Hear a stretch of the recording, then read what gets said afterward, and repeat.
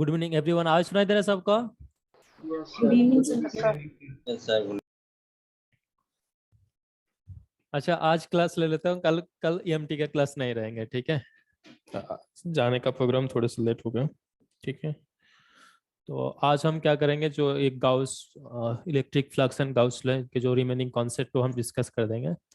And इसके बाद आपको जो नेक्स्ट संडे है, नेक्स्ट संडे जो क्लास होंगे उस क्लास में हम इस चैप्टर का डाउट प्लस इससे पहले जो चैप्टर 1 है उस चैप्टर का जो भी डाउट है पहले दिन हम डाउट क्लियर करेंगे। And Sunday we have a quiz, ठीक है? 4-5 क्वेश्चंस मैं पहले से यहाँ पे लिख के रखूंगा और आपको इस क्वेश्चंस का आंसर चैट में पर्सनल या मतलब प्राइवेट चैट में आप सेंड कर सकते हो, अदरवाइज व्हाट्सएप में आप सेंड कर सकते हो, ठीक है? तो अच्छे से पढ़ लीजिएगा और सैटरडे तक सारे डाउट इस असाइनमेंट के जितने क्वेश्चन है एटलीस्ट एक बार करके सारे क्वेश्चन सॉल्व कर लो, ठीक है? सारे क्वेश्चन, अगर कोई भी क्वेश्चन सॉल्व ना हो इन बिटवीन, है ना, मतलब मंडे टू सैटरडे के बीच में अगर क्वेश्चन कोई भी क्वेश्चन सॉल्व ना हो तो आप अगर नॉट मोर देन 10 क्वेश्चन अगर ज्यादा ना हो, है ना, टोटल क्वेश्चन से अगर 10 क्वेश्चन से ज्यादा कम क्वेश्चन अगर आपसे सॉल्व ना हो, ठीक है, तो आप मुझे व्हाट्सअप कर सकते हो। लेकिन अगर मोर देन 10 क्वेश्चन है तो हम क्लास में डिस्कस कर लेंगे। व्हाट्सएप नंबर क्या है? व्हाट्सएप नंबर आपको बताया था पहले ही।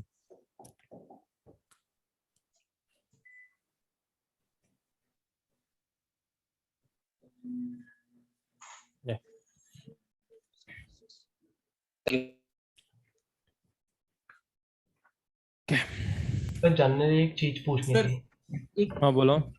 सर जो ये क्वेश्चन जैसे इस टाइप के है ना सर, इसमें काफी लंबे लंबे हैं, तो सर जैम ऐसे क्वेश्चन पूछता है क्या? देखो सारे क्वेश्चंस तो नहीं पूछेंगे, है ना, जो थोड़े से लंबे टाइप का है। जैसे फर्स्ट चैप्टर में कुछ क्वेश्चंस है जो बेसिकली हम सुपरपोजिशन मेथड से सॉल्व किया ना, उस टाइप का क्वेश्चन तो नहीं पूछेंगे। लेकिन उसके बाद जो क्वेश्चन हमने सॉल्व किया, जैसे लास्ट क्लास में जिस टाइप का क्वेश्चन हमने सॉल्व किया, छोटे छोटे क्वेश्चन है ना, उस टाइप का क्वेश्चन आपको पूछेंगे। सर नंबर में एक डिजिट कम है सर। सर आपने जो व्हाट्सएप में double one. Yes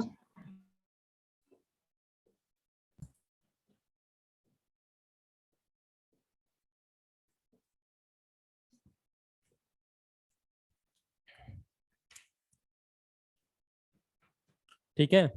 superposition method आपको देखो इसीलिए मुझे सिखाना पड़ता है क्योंकि विदाउट सुपरपोजिशन प्रिंसिपल सडनली हम जो कंटिन्यूअस चार्ज के वजह से इलेक्ट्रिक फील्ड फाइंड आउट करना सीख रहा है ना, कंटिन्यूअस चार्ज डिस्ट्रीब्यूशन का अगर आप समझना चाहते हो तो देखो हमें क्या करना पड़ता है। First we have to consider a point charge, है ना, एलिमेंटरी पार्ट में हम डिवाइड करते हैं। तो जब एलिमेंटरी पार्ट में हम डिवाइड कर रहे हैं उसके बाद इंटीग्रेट कर रहा हूँ तो डेफिनेटली वो क्या है, एक तरीके से सुपरपोजिशन प्रिंसिपल है ना। तो इसीलिए सुपरपोजिशन प्रिंसिपल पे हमें अंडरस्टैंडिंग करने के लिए कुछ क्वेश्चन सॉल्व कराया था। जैसे क्वेश्चन नंबर 1 है, ये क्वेश्चन इस टाइप का क्वेश्चन जब में को कमी पूछेंगे, ठीक है? लेकिन क्वेश्चन नंबर 1 मतलब फर्स्ट पेज के क्वेश्चन जो है इसमें question number 2, question number 3 and question number 6, इस टाइप का जो क्वेश्चन है ये आपको पूछ सकता है, जहाँ पे 3 से 4 टाइप में क्वेश्चन सॉल्व हो जाएगा। सर असाइनमेंट 2 का क्या सर? असाइनमेंट 2 का सारे क्वेश्चन छोटे छोटे है, एक भी ज्यादा लंबे नहीं है। ओके सर, जो आपको पता है वो असाइनमेंट 1 के लिए है। हाँ ठीक है। असाइनमेंट 2 का जो है, असाइनमेंट 2 में सारे क्वेश्चन 2-2 3-3 लाइन पे सॉल्व हो जाएंगे। सर इसका 16 नंबर क्वेश्चन सर हुआ नहीं सर। 16 और 60, 16 और 60 सर 16 ये हम कर देंगे, ठीक है? ये अभी आपको बताया नहीं कि इलेक्ट्रिक फ्लक्स और क्लोज सरफेस, इलेक्ट्रिक फील्ड और close non uniform electric field plus close surface given रहे, उस टाइम पे हमें इलेक्ट्रिक फील्ड कैसे फाइंड आउट करना है वो हम आज सीखेंगे, ठीक है? सर 33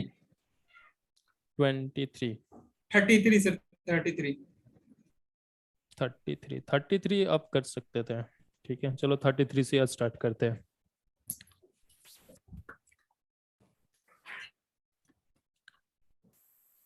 सर इनमें अगर प्लेन शीट कहता है इन क्वेश्चनों में तो हमने इनफाइनाइट प्लेन शीट मान लेना है। हाँ इनफाइनाइट। सर प्लेन शीट कहता है तो हम उसे इनफाइनाइट प्लेन शीट मान लेंगे। देखो अगर क्वेश्चंस में कुछ गिवन ना रहे, डायमेंशंस वगैरह गिवन ना रहे, प्लेन शीट कभी लार्ज शीट बता दिया जाता है तो आप उससे क्या मानोगे, वो इनफाइनाइट स्पीड है। यस सो क्वेश्चन नंबर 33 देखो क्या बोला गया है। A point charge Q is placed at the center of a cylinder of radius r and length 12. The electric flux through the curved surface of the cylinder.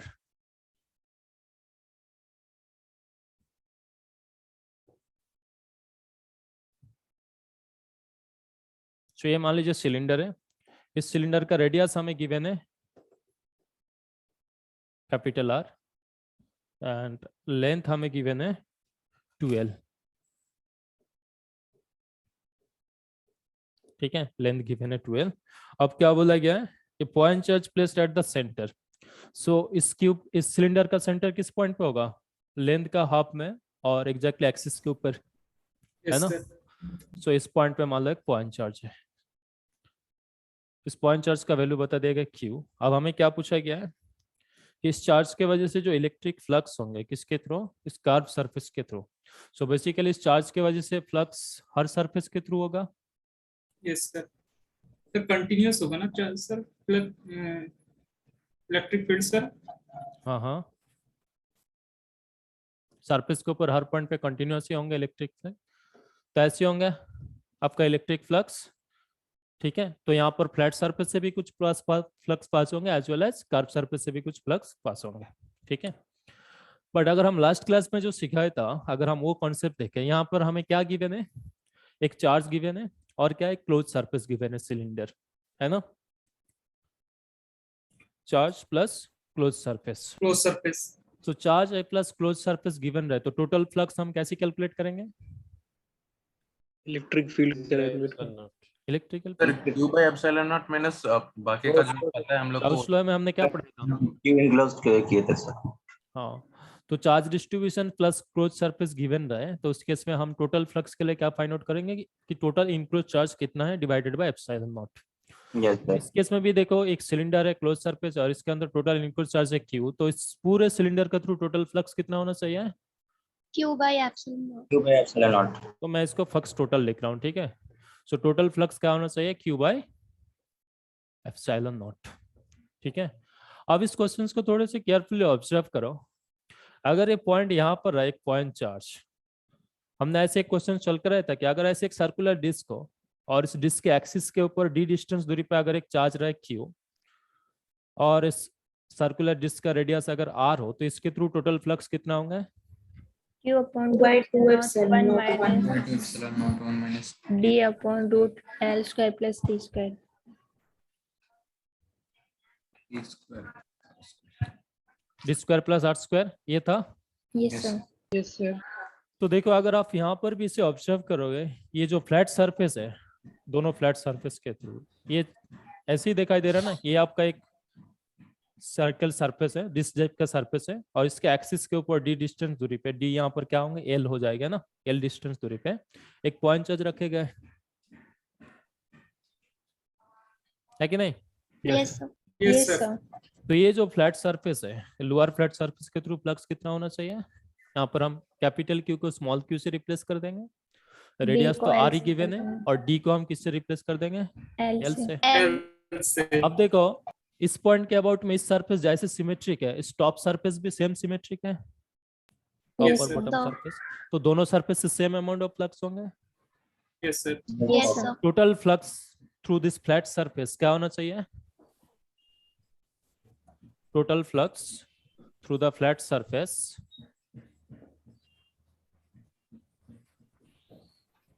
So Q upon epsilon naught फिर वो same. हाँ, दोनों surface के लिए मैं पहले 2 से multiple कर रहा हूँ, टॉप और बॉटम सरफेस के लिए, और उसके बाद इस वाला जो फॉर्मूला इससे हम यूज करेंगे, तो क्या होंगे, Q divided bye 2 epsilon naught 1 minus, यहाँ पर क्या लिखोगे, D का वैल्यू क्या होगा, यहाँ से लेके यहाँ तक का लेंथ 2 है। L। Divided by under root of L square plus R square. L square plus are square. ठीक है, ये हो जाएगा। सो यहाँ पर ये 2 कैंसिल आउट हो जाएंगे, so Q divided by epsilon naught 1 minus L divided by under root of L square plus are square. ये होगा आपका कर्व सरफेस के through flux, sorry flat surface के थ्रू फ्लक्स। देखो हमें टोटल फ्लक्स पता है, हमें दो फ्लैट सरफेस के थ्रू फ्लक्स पता है, तो रिमेनिंग फ्लक्स कहाँ से पास होंगे? इसमें सर कर्व सरफेस के थ्रू। सर हाँ जो सिलेंडर है वो दोनों तरफ से क्लोज है ना? हाँ हाँ। Yes sir. तो कितना होंगे कर्व सरफेस के through flux? Total minus flat surface. Total से हम फ्लैट सरफेस का सब्ट्रैक्ट कर देंगे, तो टोटल था Q बाई एप्सिलॉन नॉट, और इससे आप फ्लैट सरफेस के थ्रू फ्लक्स सब्ट्रैक्ट कर दीजिए, तो Q by epsilon naught 1 minus L divided by under root of L square plus R square. तो आपको क्या मिलेंगे? ये फर्स्ट टर्म इसके कैंसिल आउट हो जाएंगे और सेकंड टर्म पॉजिटिव हो जाएंगे यहाँ पे, तो क्या मिलेंगे आपको? Q by epsilon naught L divided by under root of L square plus R square. ठीक है, ओके ये सर। होंगे आपका आंसर। और ये देखो किसी ना किसी ऑप्शन में होंगे। किस सर option में होंगे? NAT का 6th।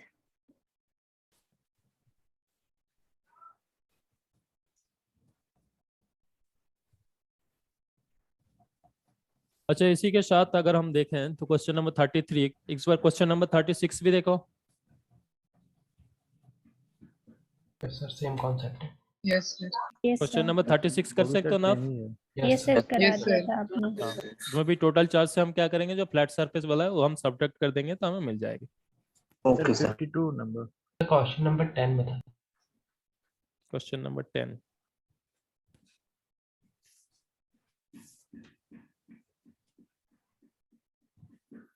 क्वेश्चन नंबर 10 जो है ये भी देखो, एक है ना इलेक्ट्रिक फील्ड और क्लोज सरफेस गिवन है, स्फीयर है ना, वो हम आज डिस्कस करेंगे। Okay sir 52। सर उसमें गॉस डाइवर्जेंस थ्योरम लगा के फिर वॉल्यूम इंटीग्रल कर सकते हैं। हाँ हाँ।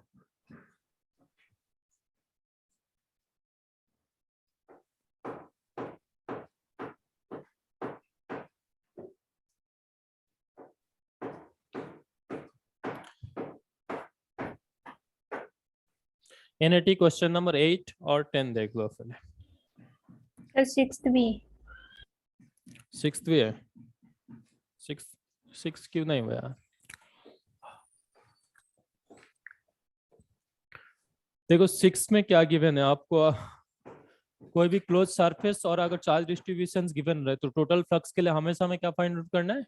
टोटल इनक्लोज चार्ज, उसे हम एप्सिलॉन नॉट से डिवाइड कर देंगे तो हमें फ्लक्स मिल जाएगी। सो क्वेश्चन नंबर 6 जो है NAT question number 6, page number है 28। यहाँ पर देखो क्या गिवन है, circular radius of A/4 having a uniform distributed charge 6 coulomb is placed in a XY plane with its center at minus A/2 0 0, मतलब x axis के ऊपर है और माइनस A/2 पे है। A rod of length L carrying a uniformly distributed charge 8 coulomb is placed along the x axis from x equals to A/4 से लेके x equals to 5A/4.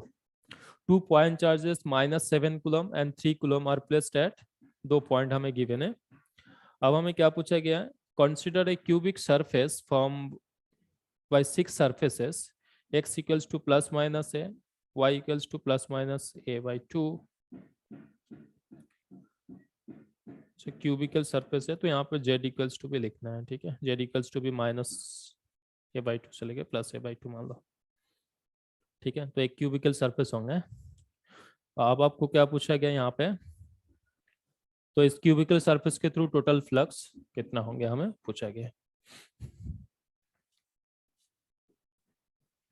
सो ये सेप XY प्लेन पे ड्रॉ करके दिखाया गया। यहाँ पर Z भी कहाँ से वेरी होंगे? माइनस A/2 से लेके प्लस A/2 तक वेरी करे, ठीक है? तो एक क्यूब बन जाएगी।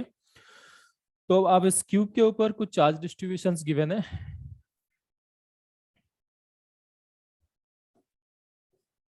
XY प्लेन पे अगर हम देखें तो यहाँ पर एक सर्कल गिवन है हमें, सर्कुलर डिस्क गिवन है, जिस सर्कुलर डिस्क का जो रेडियस है, सेंटर जो है, सेंटर किस पॉइंट पे है? माइनस A/2 पे है, मतलब ये जो एक्स एक्सिस है, एक्स एक्सिस में नेगेटिव एक्स एक्सिस के ऊपर है, यहाँ पर है। सो इसका हाफ पोर्शन जो है इस क्यूब के अंदर होंगे और हाफ पोर्शन क्या होंगे, क्यूब से बाहर रहेंगे। और क्या गिवन है यहाँ पे, एक रॉड गिवन है जिस रॉड पे 8 कूलम चार्ज डिस्ट्रीब्यूटेड है और इस रॉड किस पॉइंट से किस पॉइंट तक है, a/4 से लेके 5a/4, ठीक है, 5a/4। सो 5a/4 a/2 से ज्यादा होंगे ना, a/4 से ज्यादा होगा। हाँ, ये प्लस a/4 मतलब a/2 से ज्यादा होंगे यहाँ पे। सो a/4 ये आपका x/2 है, तो यहाँ से स्टार्ट हो रहा है a/4 से a/4 से लेके वो कुछ इस तरीका से रहेगी। इसका मतलब कुछ पोर्शन जो है ये क्यूब के अंदर रहेगा, कुछ पोर्शन क्यूब से बाहर रहेगी, ऐसे है। और क्या गिवन है, 2 पॉइंट चार्ज हमें गिवन है, -7 कूलम एंड 3 कूलम।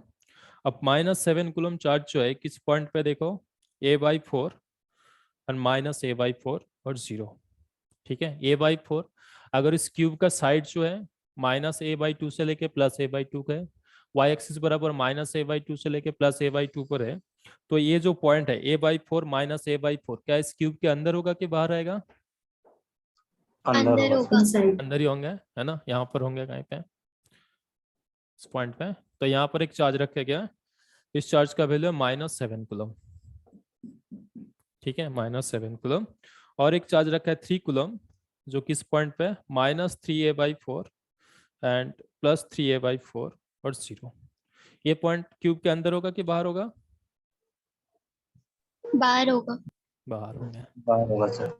यहाँ पे x इक्वल्स टू माइनस है, y इक्वल्स टू प्लस है, सो यहाँ पर कहीं पर है चार्ज, ठीक है। तो हमें क्या पूछा गया कि ये जो क्यूबॉइड है यहाँ से लेके यहाँ तक, और z को भी अगर हम -a/2 से लेके +a/2 तक वेरी करें, तो यहाँ पर जो टोटल फ्लक्स होंगे इसके थ्रू, इस टोटल फ्लक्स हमें फाइंड आउट करना है। सो यहाँ पे क्यूब मतलब क्या है, it will be close surface. और देखो हमें क्या गिवन है, इन सब इंफॉर्मेशन के थ्रू कुछ चार्ज डिस्ट्रीब्यूशन गिवन है, तो हमें टोटल फ्लक्स फाइंड आउट करना है। So total flux find out करने के लिए हमें इस केस में क्या फाइंड आउट करना है कि इनक्लोज चार्ज कितना है, क्यू इनक्लोज्ड। सो क्यू इनक्लोज्ड यहाँ पर क्या होंगे, पहले अगर हम डिस्क के वजह से देखें, डिस्क के ऊपर देखो टोटल चार्ज कितना है, 6 कूलम है ना। बस देखो इसका हाफ पोर्शन जो क्यूब से बाहर है, हाफ पोर्शन क्यूब के अंदर है, तो क्यूब के अंदर इनक्लोज चार्ज कितना होना चाहिए, 3 कूलम, ठीक है, 3 कूलम हो गया। अब रॉड के वजह से अगर आप देखो, रॉड में टोटल कितने चार्ज डिस्ट्रीब्यूटेड है, 8 कूलम चार्ज डिस्ट्रीब्यूटेड है, बट रॉड का कितना पोर्शन इस क्यूब के अंदर है, 1/4 a/2 से अगर हम कितना सब्ट्रैक्ट करोगे, a/4 अगर आप सब्ट्रैक्ट कर दो तो आपको कितना मिलेंगे, a/4 a/4 है ना, a/4 इतना पोर्शन जो है क्यूब के अंदर है। एंड क्यूब रॉड का टोटल लेंथ कितना है, ये है, ठीक है। तो कितना पोर्शन क्यूब के अंदर होंगे, a/4 1/4, है ना, 1/4 होगा क्यूब के अंदर। सो 1/4 अगर क्यूब के अंदर हो, टोटल चार्ज अगर 8 कूलम हो, तो 1/4 में कितना चार्ज होना चाहिए, 2 कूलम होगा, कूलम होगा सर। 1/4 इंटू टोटल चार्ज, सो ये 2 कूलम हो जाएगी, ठीक है। तो रॉड के वजह से जो इनक्लोज चार्ज होगा 2 कूलम। अब ये है -7 कूलम और यहाँ पर है +3 कूलम। सो 3 कूलम चार्ज जो है क्लोज सरफेस से बाहर है। सो क्लोज सरफेस से बाहर कुछ भी चार्ज रहे वो एक्चुअली इस सरफेस के थ्रू, इसके वजह से इस सरफेस के थ्रू नेट फ्लक्स हमेशा क्या होंगे, 0 होंगे, 0 ठीक है, 0 होंगे। तो सिर्फ अंदर वाला चार्ज कंसीडर करना है। यहाँ पर कितना चार्ज रखा गया है, -7 -7 कूलम। सो टोटल कितना चार्ज हो गया, -2 -2। सो फ्लक्स कितना होना चाहिए, -2/ε0 -2/ε0, ये होगा आपका, ठीक है। सो आंसर क्या लिखोगे यहाँ पे, ये तो आपको इस फॉर्म तो गिवन है, कूलम के वजह से -2 -2 लिखते हुए। सो -2 का मतलब क्या होंगे, यहाँ पे फ्लक्स इन होगा कि बाहर निकलेगा, आउट होगा, इन होगा सर। टोटल चार्ज नेगेटिव है तो इलेक्ट्रिक फील्ड लाइन एक्चुअली क्या होंगे यहाँ पे अंदर की तरफ इंटर करेंगे। जो बाहर वाला जो चार्ज है उसकी वजह से सर इलेक्ट्रिक फील्ड तो होगा, तो फ्लक्स भी होगा। इलेक्ट्रिक फील्ड होंगे बट देखो यहाँ पे क्या होंगे, ऐसे इलेक्ट्रिक फील्ड लाइन पास होगा इसके वजह से। Yes sir. तो देखो जितना फील्ड लाइन इन होगा उतना ही बाहर निकल जाएगी ना। Yes sir. तो इसीलिए इसके वजह से नेट फ्लक्स कितना होगा, 0। 0। ओके ठीक है। सर। तो जब भी कोई भी चार्ज अगर एक क्लोज सरफेस से बाहर रहे उसके वजह से उस क्लोज सरफेस के थ्रू टोटल फ्लक्स क्या होंगे, हमेशा 0 होंगे। 0।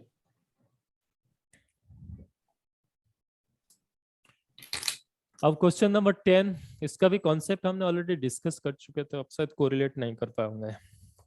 क्वेश्चन नंबर 10 पे देखो हमें क्या गिवन है, यूनिफॉर्म इलेक्ट्रिक फील्ड गिवन है, E इक्वल्स टू गिवन है अल्फा आई कैफ बीटा जे कैफ प्लस गामा के कैफ। ठीक है, यहाँ पर क्वेश्चंस में बताया नहीं बट ये अल्फा बीटा गामा क्या है, दे आर कांस्टेंट एक्चुअली, चाहे लिख लो नोट में क्वेश्चंस पे कि alpha beta gamma all are constant. So अगर अल्फा बीटा गामा कांस्टेंट हो तो इस इलेक्ट्रिक फील्ड का नेचर क्या होंगे, यूनिफॉर्म और non uniform, uniform. Uniform. So electric field uniform है और यहाँ पर क्या गिवन है, electric flux through a curve surface of the hemisphere. So इस हेमिस्फीयर का कर्व सरफेस के थ्रू हमें फ्लक्स पूछा गया और हेमिस्फीयर का ओरिएंटेशन कैसे गिवन है,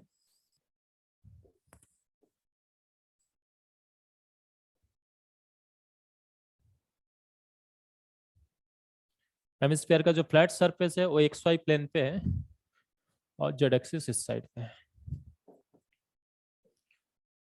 ठीक है, ये है।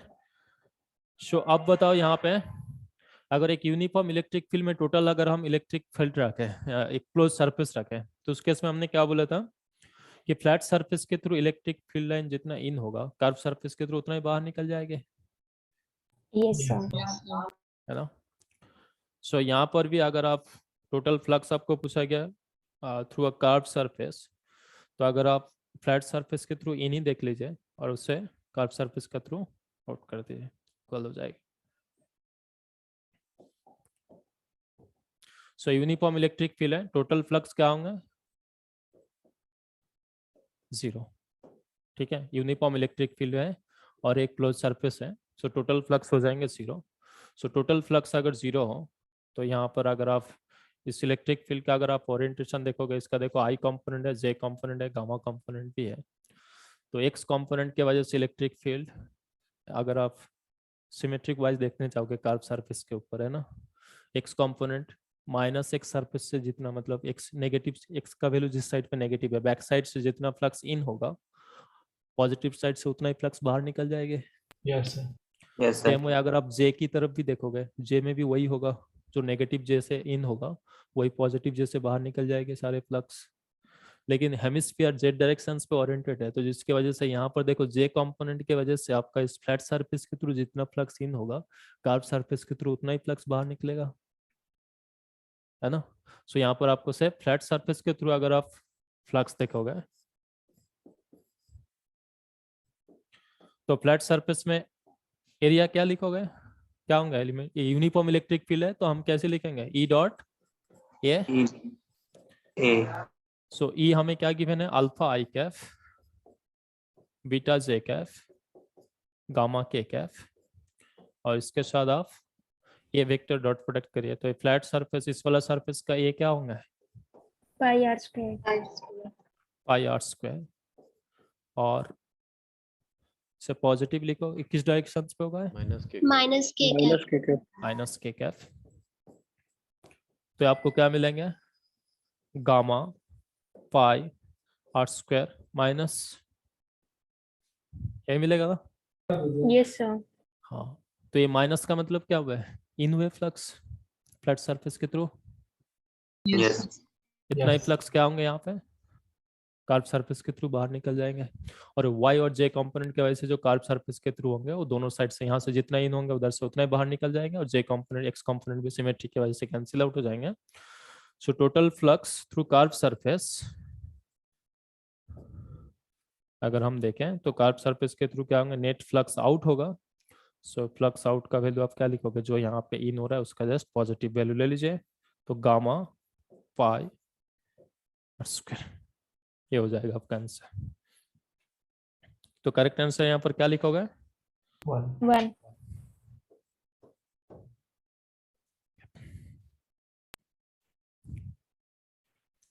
सो रिमेनिंग क्वेश्चन जो है हम धीरे धीरे और भी सॉल्व करेंगे, आज भी कुछ क्वेश्चन सॉल्व करेंगे।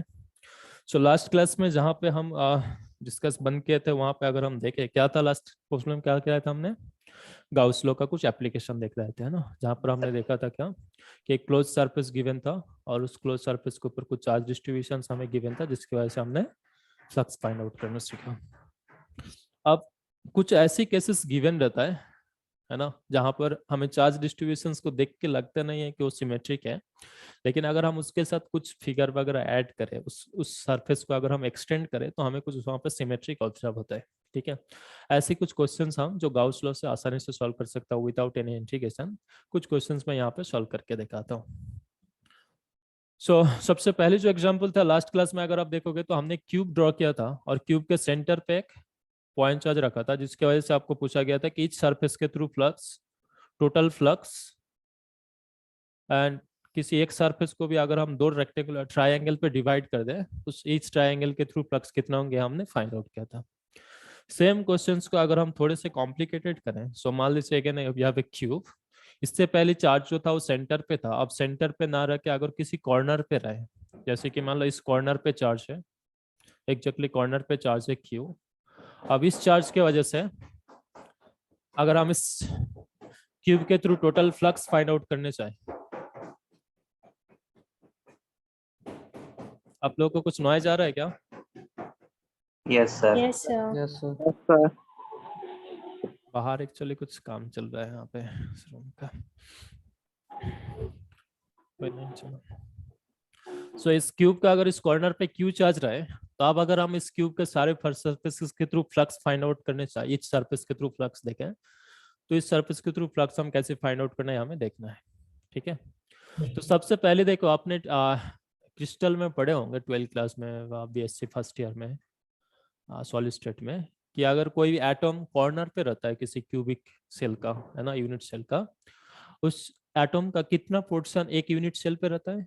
1/8. 1/8। सो ये चार्ज अगर यहाँ पर रहे, ठीक है, तो इस चार्ज को कंप्लीटली इनक्लोज करने के लिए हमें क्या करना है, ऐसी 8, ये एक क्यूब है, ऐसी और 7 क्यूब साइड बाय साइड और अप डाउन अगर हम रखें इसके ऊपर और साइड में रखें तभी जाके ये चार्ज एक्चुअली कंप्लीटली इनक्लोज होगा। Yes sir. Yes, sir. तो टोटल कितना क्यूब चाहिए हमें इंक्लोज करने के लिए? 8 क्यूब चाहिए 8. और 8 पार्ट में इक्वली डिवाइड होता है, तो किसी एक क्यूब के अंदर इसका कंट्रीब्यूशन कितना रहेंगे? 1/8. 1/8। सो 1/8 क्या होंगे इस केस में? Total enclose charge.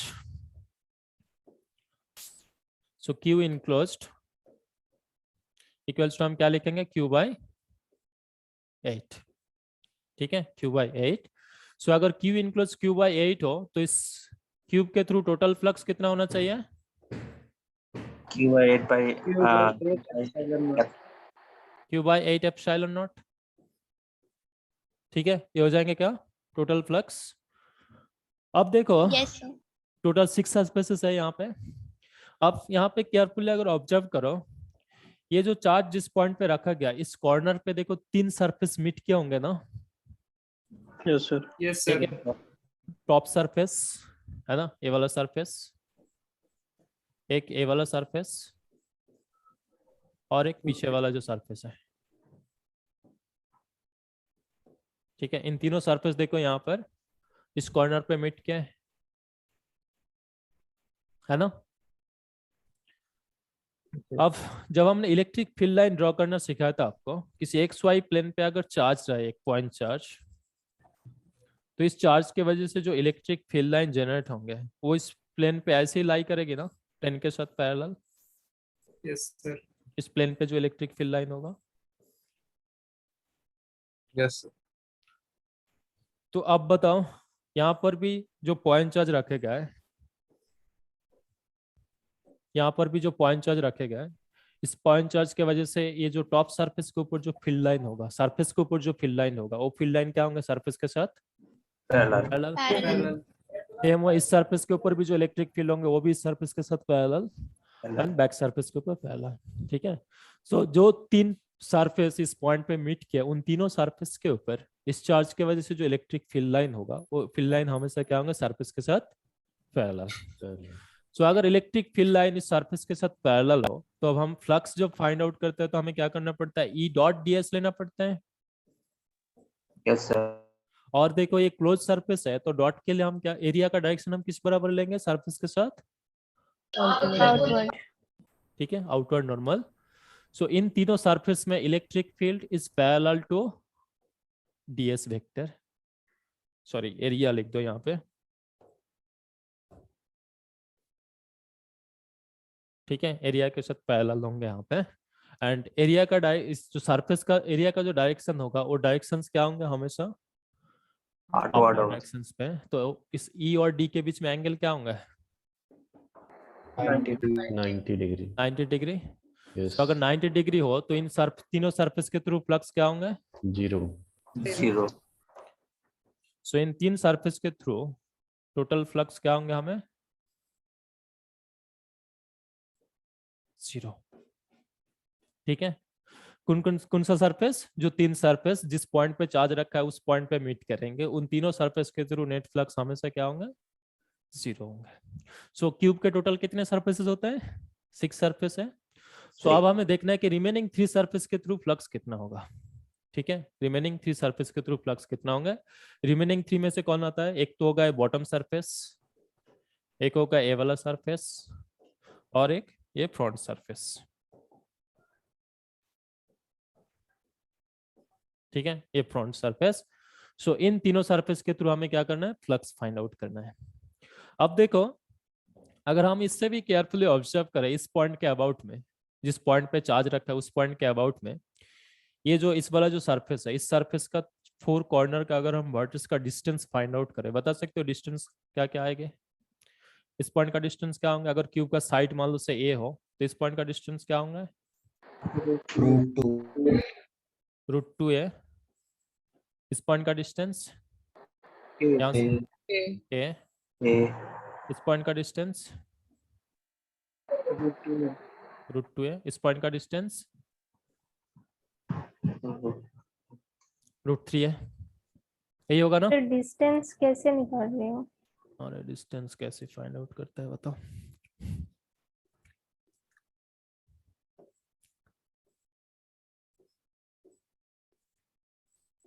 इस क्यूब का यहाँ, क्यूब का साइड अगर ये हो तो यहाँ से यहाँ का डिस्टेंस कितना होगा, ए। अब देखो ये ऊपर वाला टॉप सरफेस अगर आप देखोगे तो आपको स्क्वायर जैसे दिखाई देंगे। Yes sir. दोनों साइड ए है, तो इस यहाँ से यहाँ का डिस्टेंस कितना होंगे, डायगोनल का डिस्टेंस √2a। √2a। तो ये पीछे वाला सरफेस भी देखोगे, ये भी एक स्क्वायर सरफेस है। यस इस सर। पॉइंट से इस पॉइंट का डिस्टेंस भी कितना होंगे, √2a। √2a। अब ये जो है और ये जो है, क्यूब का बॉडी डायगोनल ऑपोजिट साइड पे है, तो क्यूब का बॉडी डायगोनल का लेंथ कितना होता है, √3। √3 ये, तो चलिए √3 लिखा गया, यहाँ से डिस्टेंस हो जाएगा √3। Okay sir. सो अब इस सरफेस में हमने देखा ये सेट मिलेगा। अब इस बॉटम सरफेस को भी अगर आप केयरफुली सेम मेजरमेंट करो, 4 कॉर्नर का डिस्टेंस आपको क्या मिलेगी, यहाँ से डिस्टेंस कितना होगा,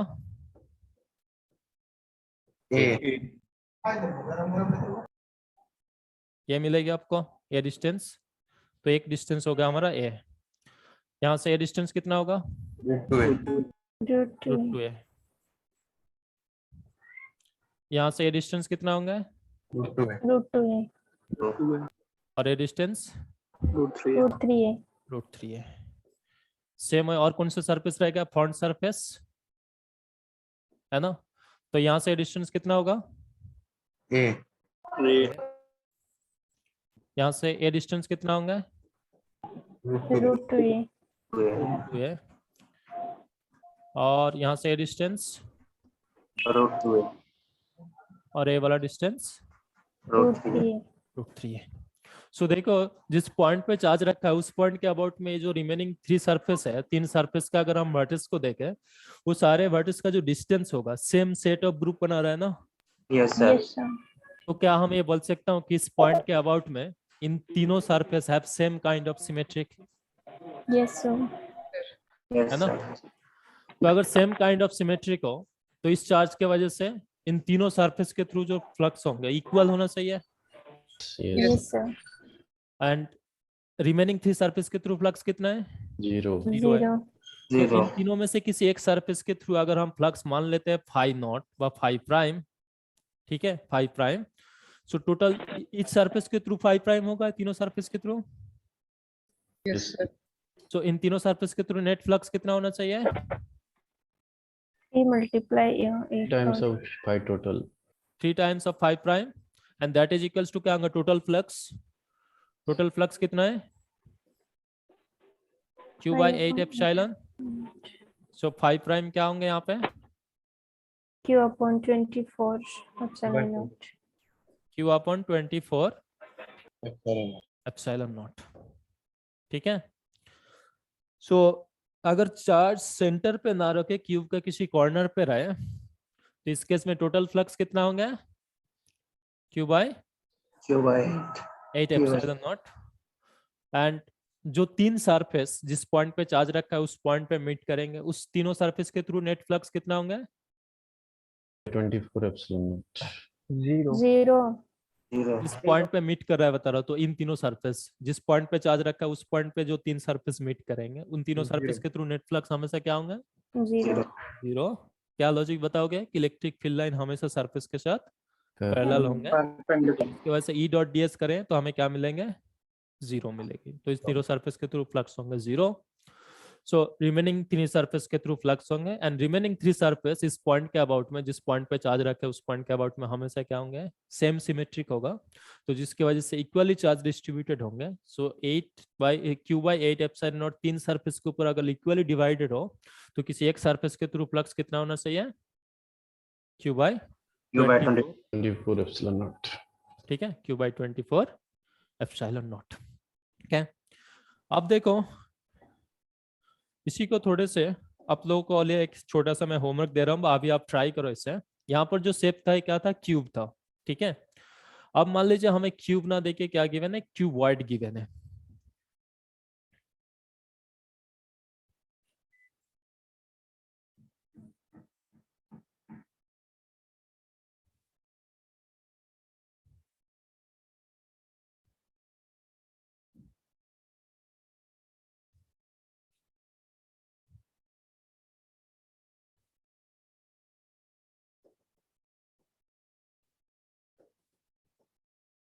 ठीक है, ऐसे एक क्यूबॉइड गिवन है जिसका ये मान लीजिए से जेड एक्सिस, ये एक्स एक्सिस और ये वाई एक्सिस। ठीक है। अब इस क्यूबॉइड सरफेस के ऊपर, ठीक है, इस क्यूबॉइड पे इस ओरिजिन के रिस्पेक्ट में एक पॉइंट चार्ज रखा गया है, क्यूब पॉइंट चार्ज। किस पॉइंट पे? मान लीजिए इस क्यूब का जो साइड है, क्यूबॉइड है, एक्स और वाई डायरेक्शंस पे जो साइड है वो मान लीजिए सेम है। एक्स एक्सिस बराबर से ए लेंथ है, वाई एक्सिस बराबर भी जो इसका लेंथ है ए भी ए है, एंड जेड एक्सिस बराबर जो लेंथ है वो मान लीजिए कितना से a/2 है। ठीक है, a/2 है। सो दो साइड का लेंथ इक्वल है और तीसरे जेड एक्सिस बराबर जो लेंथ है वो a/2 है। तो एक क्यूब नहीं बनेंगे, कैसे बनेंगे? क्यूबॉइड हो जाएंगे। ठीक है, क्यूबॉइड। तो इस क्यूबॉइड के ऊपर एक चार्ज रखा गया है। इस चार्ज मान लो से इस पॉइंट पे a/2 पॉइंट पे है। ठीक है, इस पॉइंट पे एक पॉइंट चार्ज रखा गया क्यू। यार तो इन सब चार्ज के वजह से अगर आपको ये पूछा जाए कि ये जो बॉटम सरफेस है, इस बॉटम सरफेस के थ्रू फ्लक्स कितना होगा?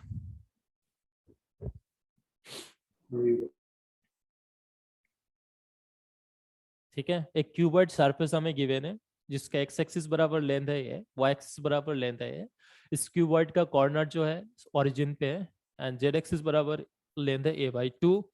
अब इस क्यूबॉइड के ऊपर एक चार्ज रखा गया है क्यू, किस पॉइंट पे? a/2 with respect to this origin. हमें क्या फाइंड आउट करना है? जो क्यूबॉइड का जो बॉटम सरफेस है, ठीक है, इस बॉटम सरफेस के थ्रू नेट फ्लक्स कितना होंगे? Q by 2 epsilon. Q by 2 epsilon. 2 epsilon.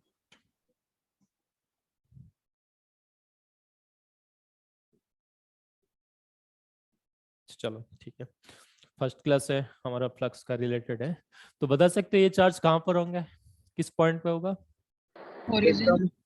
किस पॉइंट पे होगा? Origin. अपर सरफेस के मिड तो सेंटर पे होगा, ऊपर वाले फेस पे मिड में होगा। अपर सरफेस पे मिड पॉइंट। टॉप सरफेस पे सेंटर पे होंगे ना, इसका जो टॉप सरफेस है इस टॉप सरफेस का सेंटर पे होंगे basically. x equals to a/2, y equals to a/2, z equals to a/2, यहाँ पर z बराबर लेंथ है a/2, तो यहाँ पे इस सरफेस पर होंगे, ठीक है, टॉप सरफेस के ऊपर होंगे।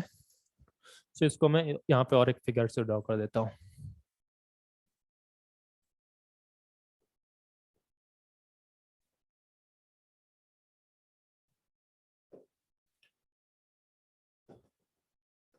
सो इस पॉइंट पे चार्ज रखा गया है, ठीक है, टॉप सरफेस पे ऊपर चार्ज रखा गया है। अब हमें क्या पूछा गया, जो बॉटम सरफेस होंगे, बॉटम सरफेस के थ्रू फ्लक्स कितना होंगे हमें देखना है। सो यहाँ पे x एक्सिस बराबर लेंथ है a/2, y एक्सिस बराबर है a/2, लेकिन z बराबर लेंथ कितना है, सॉरी x एक्सिस बराबर लेंथ है a, y एक्सिस बराबर लेंथ है, z एक्सिस बराबर लेंथ कितना है a/2। तो ऐसी और एक आइडेंटिकल कीवर्ड हो जिसका भी x एक्सिस बराबर लेंथ है a/2, y एक्सिस बराबर लेंथ है a/2, sorry a, x axis बराबर a एंड z एक्सिस बराबर कितना a/2, एग्जैक्टली अगर हम इसके ऊपर रखें तो क्या होंगे, सर क्यूब बन जाएगा। क्यूब बन जाएगा इससे। ये क्यूब बन जाएंगे ऐसे, है ना। सो आप जो देखो ये चार्ज कहाँ पर दिखाई देंगे आपको, जो हमने क्यूब बनाया उस क्यूब के सेंटर पे दिखाई देंगे,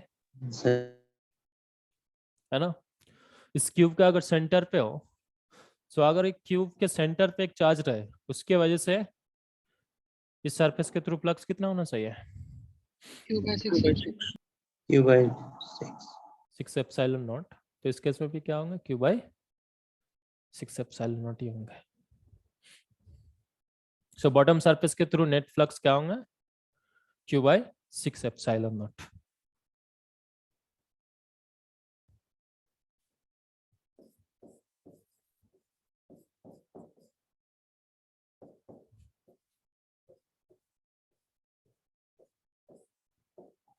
अब आप मुझे ये बताइए कि इस सरफेस के थ्रू फ्लक्स कितना होगा, ये जो साइड वॉल है इस सरफेस के थ्रू फ्लक्स कितना होना चाहिए, Q by epsilon. 2 by 12। Q by 12 epsilon not. Q by 12 epsilon not होंगे। वो हम इस फिगर से क्लियरली ऑब्जर्व कर सकता हूँ। देखो अगर ये चार्ज सेंटर पे हो तो ये जो बिग क्यूब हमने बनाया और एक क्यूबॉइड रखने के बाद जो हमने क्यूब बनाया, इस टोटल सरफेस के थ्रू फ्लक्स कितना होगा, Q by 6. ये चार्ज अगर इस क्यूब के सेंटर पे हो तो इस सरफेस के थ्रू फ्लक्स कितना होंगे, Q by 6 एप्सिलॉन नॉट। तो इस सरफेस के भी थ्रू टोटल फ्लक्स कितना होंगे, Q by 6 epsilon naught Q by दोनों 6 को epsilon not. But Yes, real में हमारा पार्ट कितना था, यहाँ से लेके यहाँ तक के थ्रू पूछा गया हमें, yes sir. है ना। तो इस पॉइंट के अबाउट में दोनों पार्ट क्या है, सिमेट्रिक है। Metric.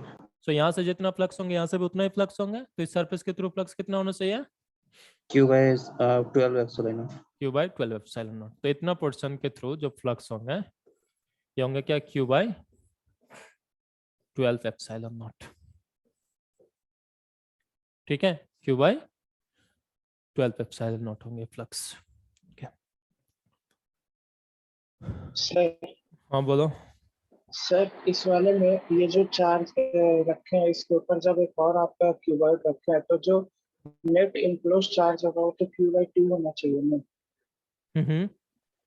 Q by 2 होना चाहिए नेट इनक्लोज चार्ज, लेकिन आप सीधा सीधा उस केस से Q by 6 एप्सिलॉन नॉट लिख दिए बॉटम वाले सरफेस से। इसमें देखो अगर मैं यहाँ पर चार्ज रखूं तब क्या इस सरफेस के अबाउट में हम बोल सकता हूँ कि इस मतलब इसका जो 6 सरफेसेस होंगे 6 सरफेस के थ्रू इक्वली फ्लक्स निकलेगा, नहीं ना। नहीं। और ये देखो इसका जो साइड का जो लेंथ है चारों सरफेस जो है सिमेट्रिक भी नहीं है। इस सरफेस का अगर हम एरिया देखें ये क्या होंगे, y एक्सिस बराबर है a और z एक्सिस बराबर है a/2, है ना। सो इस सरफेस का जो एरिया होगा और बॉटम सरफेस का जो एरिया होगा सेम नहीं है, नहीं सर। है ना। तो सबसे पहले हमें क्या करना पड़ेगा, इसे सिमेट्रिक बनाना पड़ेंगे। तो सिमेट्रिक बनाने के लिए हमने क्या किया, एग्जैक्टली जो क्यूबॉइड था ऐसे और एक क्यूबॉइड इसके ऊपर हमने रख दिया, ठीक है। इससे Yes, sir. रखने की वजह से क्या हुआ है, हमें एक बिग क्यूब दिखाई दिया जिस क्यूब का एक्स एक्सिस बराबर लेंथ कितना है, A, वाई एक्सिस बराबर लेंथ कितना है, A, जेड एक्सिस बराबर, इससे पहले a/2 था, हमने a/2 और एक्सटेंड कर दिया, तो जेड एक्सिस बराबर टोटल लेंथ कितना हो जाएगा, A, ये हो गया। yes sir. तो आप ये कैसी दिखाई दे रहा है आपको, एक क्यूब होगा, हाँ क्यूब तो इस क्यूब का सेंटर पे कितना चार्ज रखे गया है, क्यूब तो इसके वजह से इस सरफेस के थ्रू अब तो इसका जो 6 सरफेसेस होंगे, 6 सरफेस इक्वली सिमेट्रिक होगा सेंटर के अबाउट में, हाँ सर. तो बॉटम सरफेस के थ्रू फ्लक्स कितना होना चाहिए, Q/6 ठीक है. Q/6 epsilon not. अब इस सरफेस के थ्रू मैं 12 क्यों लिखा हूँ, क्योंकि इस सरफेस देखो हाफ हाफ में डिवाइड हो रहा है, Yes sir. हमें सिर्फ इतना सरफेस के थ्रू फाइंड आउट करना था, तो इसका हाफ हो जाएंगे, तो Q/12 एप्सिलॉन नॉट हो जाएगा। ठीक है सर. थोड़ा सा प्रीवियस फिगर देखना था सर, पीछे वाला फिगर सर, इसके जस्ट यस सर, ये वाला सर, थोड़ा सा एक इसके पीछे वाला एक बार, उसके पीछे कोई फिगर नहीं है, इसके जस्ट पीछे सर जो था सर, यस थोड़ा सा यहाँ लिखना था सर, लिख ले रहे हैं हल्का सा, लिख रहा हूँ सर थोड़ा सा बस। Q dash is equal to Q upon 6 epsilon naught, Q dash equal to Q upon पहले तो आप मुंह बंद करो। 24 epsilon. Okay sir.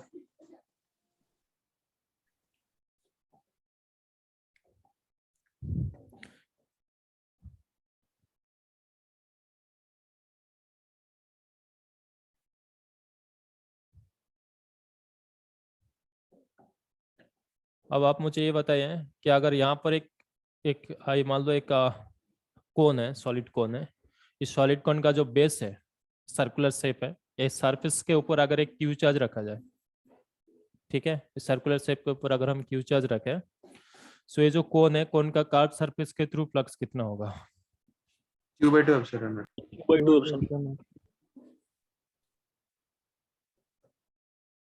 Carb surface के थ्रू फ्लक्स कितना होना चाहिए, Q/2 एप्सिलॉन नॉट, है ना।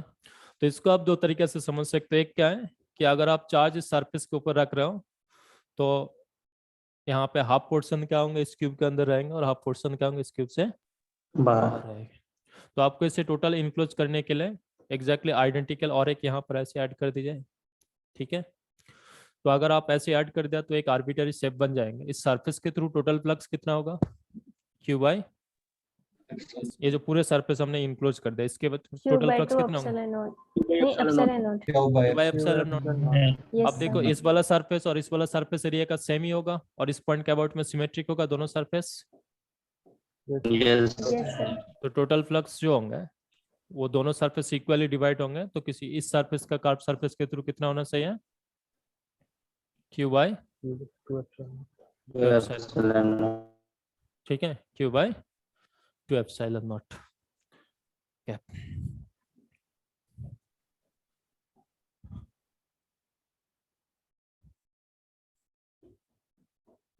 आप ये मान लीजिए एक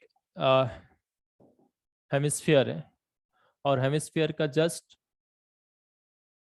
ये मान लो अगर जेड एक्सिस हो और ये वाई एक्सिस एक्स एक्सिस है, सो जेड एक्सिस के ऊपर जस्ट आउटसाइड पे, ठीक है, स्फीयर का जस्ट आउटसाइड पे अगर एक क्यू चार्ज रखा जाए यहाँ पे, सो इस हेमिस्फीयर का कार्ब सरफेस के थ्रू फ्लक्स कितना होगा,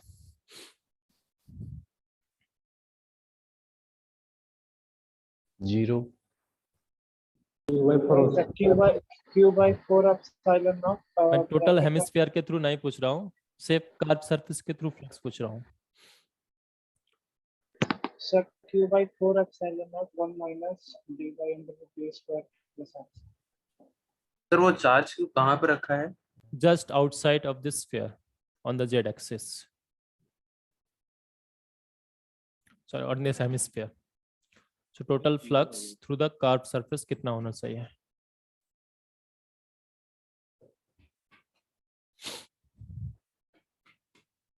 only curved surface, not complete hemispherical surface.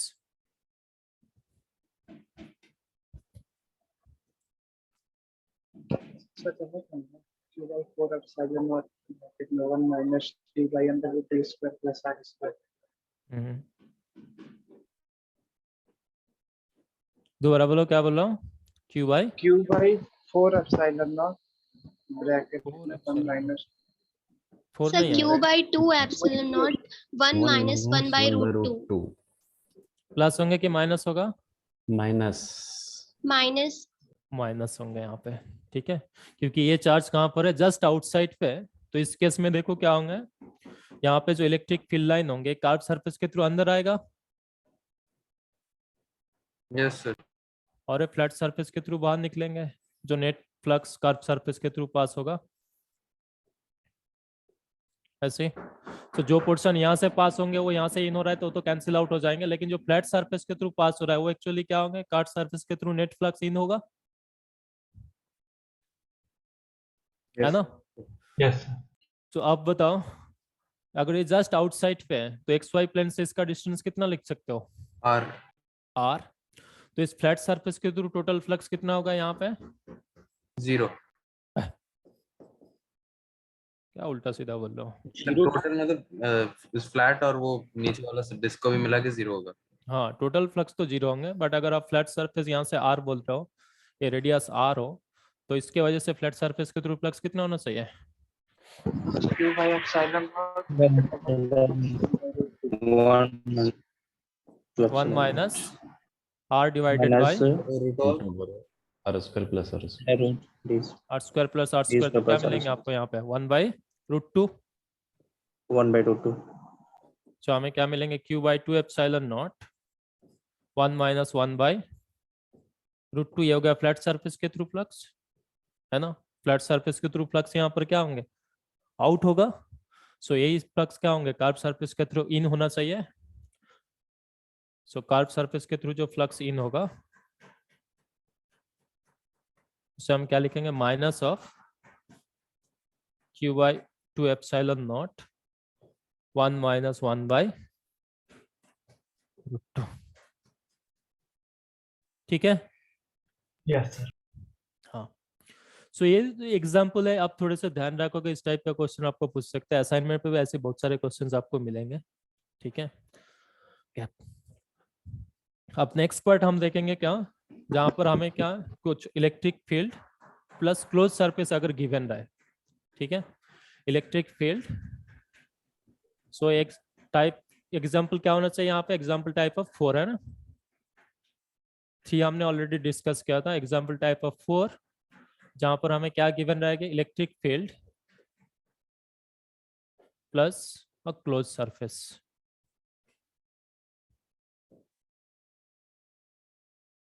इससे पहले इलेक्ट्रिक फील्ड और ओपन सरफेस के लिए हमने डिस्कस किया non uniform electric field plus open surface, uniform और non uniform electric field plus open surface के लिए भी हमने देखा है। अब हम क्या देख रहे हैं यहाँ पे? Electric field plus close surface अगर हमें गिवन रहे तो इस केस में हम क्या करेंगे, ठीक है? तो इस केस में देखो, दो मेथड से आप कर सकते हो। एक तो क्या है, सिंपली आप जो फ्लक्स है, क्लोज सरफेस है तो फ्लक्स फाइंड आउट करने के लिए हमें क्या करना पड़ेगा? इलेक्ट्रिक फील्ड हमें गिवन है, जो भी क्लोज सरफेस हमें गिवन है सरफेस के ऊपर हम इसे क्या करेंगे? क्लोज सरफेस इंटीग्रल करेंगे, ठीक है? क्लोज सरफेस इंटीग्रल करेंगे।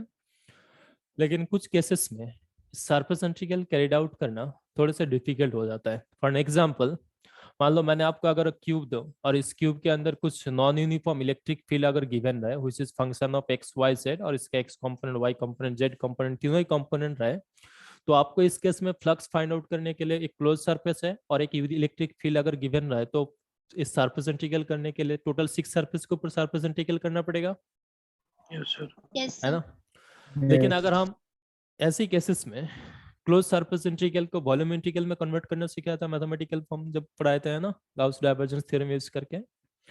सो यहाँ पर भी हम जब क्लोज सरफेस रहे, जैसे यहाँ पे मोर देन 1 सरफेस अगर रहे, ठीक है, इलेक्ट्रिक फील्ड और स्फीयर गिवन रहे, मान लो कंप्लीट स्फीयर है, तो कंप्लीट स्फीयर में एक ही सरफेस होगा, कर्व सरफेस, है ना? तो उस केस में हम ए वाला फॉर्म यूज करेंगे कि E dot D S surface के ऊपर सरफेस इंटीग्रल कर लेंगे। लेकिन अगर इस तरीके से सरफेस गिवन रहे जहां पे मोर देन वन सरफेस हो, तो इस केस में अगर हमें सरफेस इंटीग्रल करना है तो इच सरफेस के ऊपर हमें ई डॉट डी एस फिर उसका सरफेस इंटीग्रल करना पड़ेंगे। तो बेटर क्या होंगे, अब इस केस में सरफेस इंटीग्रल ना करके इससे क्या करोगे, वॉल्यूम इंटीग्रल में कन्वर्ट कर दीजिए। सो डाइवर्जेंस ऑफ ई, और उसके बाद क्या करोगे, वॉल्यूम इंटीग्रल लोगे। किस वॉल्यूम पे, जो क्लोज सरफेस आपको गिवन रहेगा उस क्लोज सरफेस के वॉल्यूम के ऊपर से आपको वॉल्यूम इंटीग्रल करना है। ठीक है, सो इनमें से कुछ क्वेश्चंस आज हम सॉल्व करेंगे यहाँ पे, इस वाला लॉजिक को इस वाला लॉजिक को आप यूज करके। एंड साथ में देखो, एंड किसी भी क्लोज सरफेस के थ्रू टोटल फ्लक्स कितना होता है, Q by epsilon naught. Close by epsilon naught. So अगर हमें इस तरीके से भी गिवन रहे, इलेक्ट्रिक फील्ड गिवन रहे और क्लोज सरफेस गिवन रहे और हमें टोटल पूछा जाए कि इस क्लोज सरफेस के अंदर टोटल इनक्लोज चार्ज कितना है, तब भी आप क्या करोगे, ई dot D S find out करो अगर सिर्फ वन सरफेसेस है तो, और इसे एप्सिलॉन नॉट से मल्टीपल कर दोगे तो आपको क्या मिल जाएंगे, की इनक्लोज मिल जाएगी। और अगर ऐसी more than one surfaces given रहे, यहाँ पर भी अगर आपको इलेक्ट्रिक फील्ड और सरफेस गिवन रहे और टोटल चार्ज इनक्लोज पूछा जाए, तो उस केस में भी आप क्या करोगे, डाइवर्जेंस ऑफ ई कर लीजिए और उससे वॉल्यूम इंटीग्रल मल्टीपल कर दोगे और एप्सिलॉन नॉट से मल्टीपल कर दोगे, तो यहाँ पर भी आपको क्या मिल जाएगा, टोटल इनक्लोज चार्ज मिल जाएगा। ठीक है, सो बेसिक रूल है ये। हम अब कब वॉल्यूम इंटीग्रल कन्वर्ट करेंगे, जब For more than one surface. More than one surfaces हो। ठीक है, मोर देन वन सरफेसेस हो तब हम वॉल्यूम इंटीग्रल में इन्वर्ट करेंगे, अदरवाइज सिंपली हम यही करेंगे। तो इसका एक एक एग्जांपल सॉल्व कर लेते हैं। इस चैप्टर का जो फर्स्ट क्वेश्चन है, question number 1, assignment 2 question number 1, देखो यहाँ पर क्या बोला गया है, electric field E equals to 1 by r a r cap sine theta beta sine theta cos phi phi cap exist in a space. What will be the total enclosed charge in the sphere of unit radius center at origin?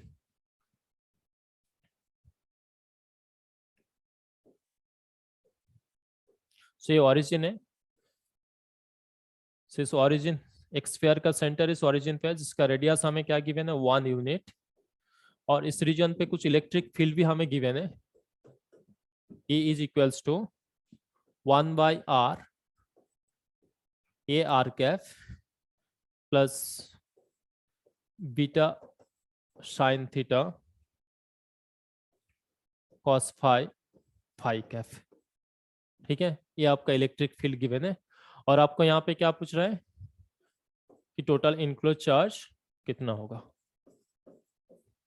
ठीक है, sphere के अंदर total enclose charge कितना होंगे पूछ रहा है। तो कैसे फाइंड आउट करोगे, यहाँ पे क्या गिवन है, इलेक्ट्रिक फील्ड गिवन है और एक क्लोज सरफेस गिवन है।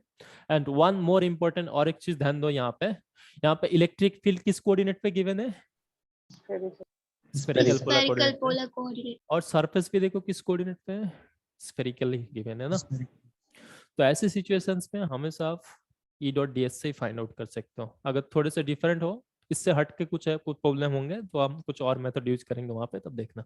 ठीक है, सो इस केस में हम क्यू इनक्लोज के लिए क्या करेंगे, एप्सिलॉन नॉट से मल्टीपल कर दो और क्या करेंगे, एक ही सरफेस है तो यहाँ पे ई डॉट डी एस कर लीजिए सरफेस इंटीग्रल।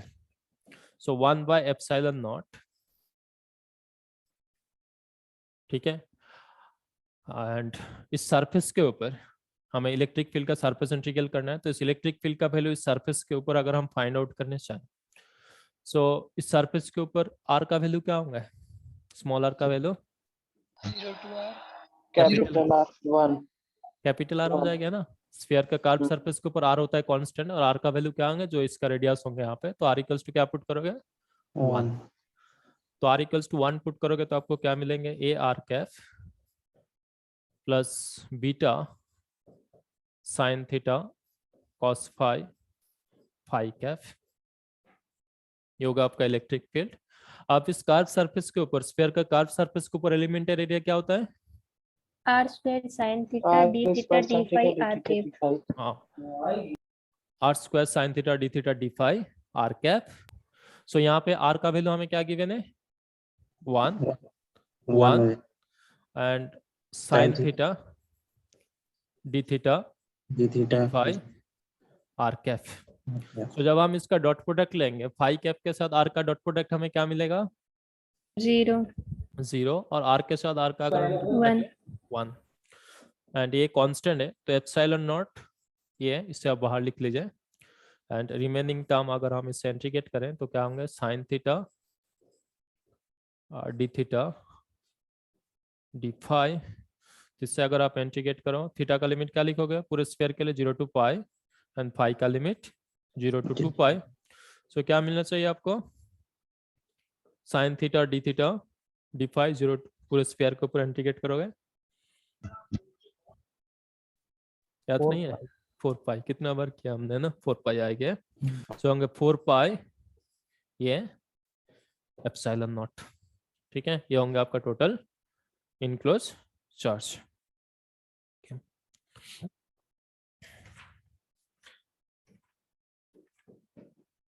सर सर जो इसके पीछे जो पढ़ाया जो डाउट है वो क्लास के लास्ट में पूछ लेंगे। इसके पीछे हाँ सर, वो क्यू इनक्लोज्ड वाला कॉन्सेप्ट है ना, कभी कभी Q/2 हो जा रहा है, कभी कभी Q ही रह रहा है, वो थोड़ा सा प्रॉब्लम कर रहा है। Q/2 हाँ, जैसे कभी सरफेस के ऊपर अगर दूसरा सरफेस रख रहा है तो उसका कंट्रीब्यूशन चार्ज का हाफ हो जा रहा है, लेकिन उसके जैसे कोन वाला क्वेश्चन था तो कोन वाले में Q/2 एप्सिलॉन नॉट हुआ था, लेकिन उसके पहले जो हम क्यूबॉइड में पूछे थे उसमें Q ही था। ये वही डाउट हो रहा था। अरे तुम गाधे हो, गधा ही रहोगे यार। यहाँ पे पूरे कर्व सरफेस के थ्रू फ्लक्स पूछा जा रहा है ना? हाँ, यहाँ पर क्या मैंने पूरे इस क्यूबिक सरफेस के थ्रू पूछा हूँ तुम्हें? नहीं, सिर्फ एक सरफेस से, सिर्फ बॉटम सरफेस के थ्रू पूछा गया ना? हाँ, अगर यहाँ पर भी आप पूरे जो बॉटम ये जो पहली सरफेस था इस सरफेस के थ्रू अगर टोटल फ्लक्स पूछा जाए कि इस क्यूबॉइड के थ्रू टोटल फ्लक्स क्या होंगे, वो भी क्या होंगे? Q/2 एप्सिलॉन नॉट होगा, है ना? इस क्यूबॉइड के थ्रू अगर टोटल फ्लक्स पूछा जाए, टोटल फ्लक्स मतलब ये बॉटम सरफेस और इसका जो रिमेनिंग 4 सरफेसेस होगा, इन चारों सरफेसेस के थ्रू अगर आप फ्लक्स देखोगे वो क्या होंगे? Q/2 एप्सिलॉन नॉट होंगे। वो आप करके भी देख सकते हो। इस सरफेस के थ्रू हमने क्या बोला है? Q/6 epsilon not. हाँ, प्लस रिमेनिंग 4 सरफेस जो इस पॉइंट के अबाउट में सिमेट्रिक होगा कि नहीं, बताओ? नहीं, सिमेट्रिक नहीं होंगे सिमेट्रिक पॉइंट के अबाउट में? होगा होगा, सिमेट्रिक सिर्फ होंगे, एक फेस पर। तो जिसके वजह से क्या होंगे? इन चारों सरफेसेस के थ्रू सेम फ्लक्स होंगे, और उस फ्लक्स का वैल्यू भी हमने कैलकुलेट किया। क्या होंगे इस सरफेस के through flux? Q/12 epsilon not. Q/12 epsilon not. Total कितना सरफेस होगा ऐसे? 4 सरफेसेस होंगे। इन सबको ऐड करके देखो कितना आएगा? Q/2 epsilon not. Q/2 epsilon not आएगा, है ना? सो यहाँ पर भी अगर टोटल क्यूबॉइड के थ्रू अगर फ्लक्स पूछा जाता तो आप क्या लिखते हैं? Q/2 epsilon not. बट यहाँ पर हमने क्या पूछा था आपको? अब सिर्फ बॉटम सरफेस के एक थ्रू फेस फ्लक्स से। क्या होंगे, बस सिर्फ इस सरफेस के थ्रू फ्लक्स कितना होगा। ठीक।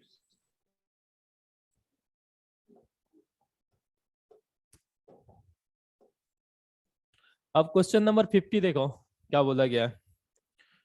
अगेन आपको क्या फाइंड आउट करना है? Total charge content with in a cube in which electric field हमें गिवन है यहाँ पे। E इक्वल्स टू हमें क्या गिवन है? देखो यहाँ पे E equals to K 4x² I cap I cap plus 3y 3y J sec है। ठीक है, ये इलेक्ट्रिक फील्ड गिवन है, और हमें क्या पूछा गया यहाँ पे? क्यूबॉइड सरफेस गिवन है, सॉरी क्यूब सरफेस गिवन है,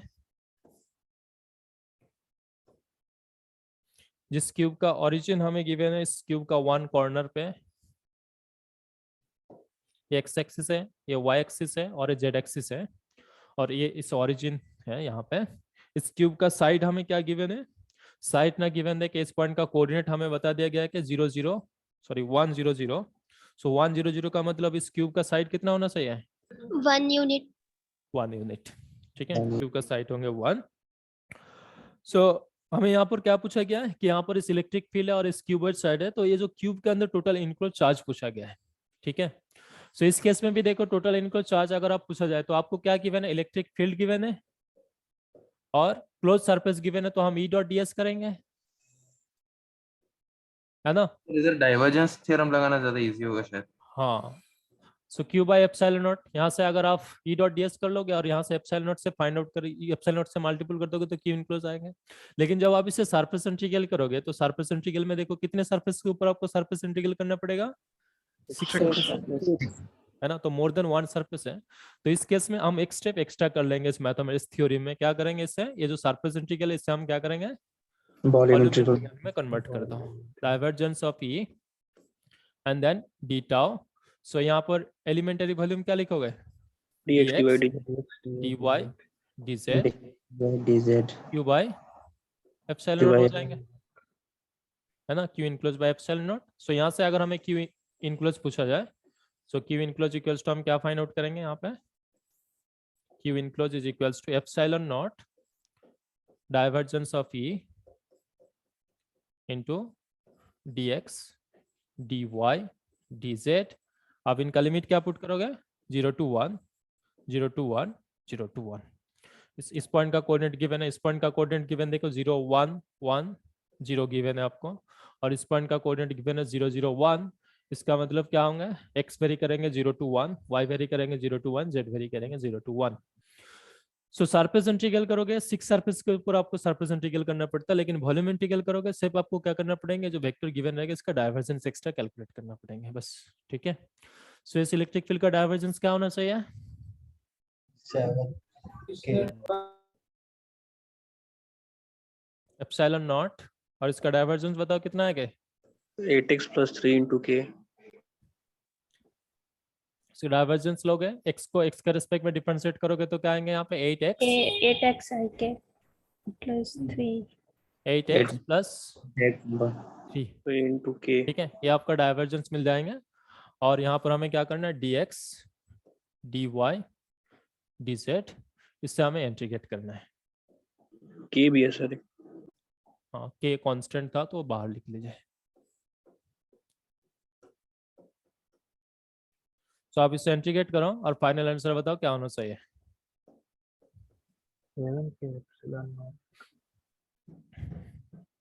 7 हाँ, तो क्या आएंगे यहाँ पे, अगर हम x वाला को इंटीग्रेट करें ये होंगे 4, एंड y से आएगा 1, z से भी आएंगे 1, ठीक है, ये होगा प्लस नेक्स्ट टर्म क्या होंगे 3, सो 3 × 1 × 1 × 1, सो आपको टोटल कितना मिलेंगे 7k एप्सिलॉन नॉट, ठीक है। सो इस दोनों एग्जाम्पल से मैं क्या समझना चाह रहा हूं आपको, कि अगर सरफेस सिर्फ एक ही हो है और क्या है, जो इलेक्ट्रिक फील्ड गिवन है उस इलेक्ट्रिक फील्ड नो सरफेस के साथ अगर कंपेरेबल हो, जैसे कि यहाँ पर स्फेरी, इससे पहले क्वेश्चंस पे अगर हम देखें वहां पर इलेक्ट्रिक फील्ड किस कोऑर्डिनेट पे गिवन था, स्फेरिकल पोलर कोऑर्डिनेट पे। सरफेस हमें किस में गिवन है, स्फेरिकल स्फीयर गिवन था, है ना। तो उस केस में आप क्या करोगे, सिंपली ई डॉट ds करके टोटल इनक्लोज चार्ज और टोटल फ्लक्स फाइंड आउट करोगे तो आसानी से हो जाएंगे, ठीक है। एंड अगर इस तरीके से सरफेस गिवन रहे जहां पे मोर देन 1 सरफेस गिवन रहे, तो इस केस में आप क्या करोगे, सरफेस इंटीग्रल ना करके इससे वॉल्यूम इंटीग्रल में कन्वर्ट कर लीजिए तो आसानी से सॉल्व हो जाएंगे। दोनों से आपको सेम रिजल्ट मिलेंगे, सरफेस से भी जो आंसर आएंगे वॉल्यूम से भी वही आंसर आएंगे। बट अगर आप इससे वॉल्यूम इंटीग्रल में कन्वर्ट कर लोगे तो आपका जो स्टेप है, नंबर ऑफ स्टेप क्या हो जाएंगे, रिड्यूस हो जाएंगे, जिसकी वजह से आपका टाइम भी सेव हो जाएंगे एग्जाम हॉल पे, ठीक है।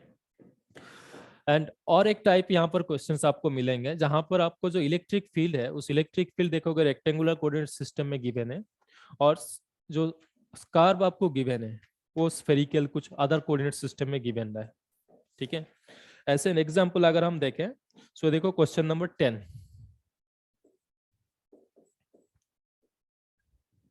ठीक है, क्वेश्चन नंबर 10, इससे आप पढ़ो, देखो क्या बोला गया है, sphere radius r lies in a region where electric field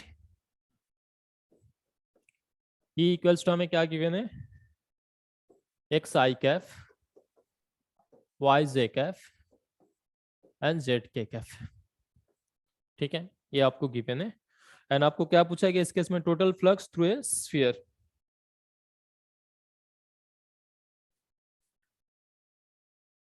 जिस स्फीयर का रेडियस कितना गिवन है आपको, कैपिटल R, ठीक है, कैपिटल आर।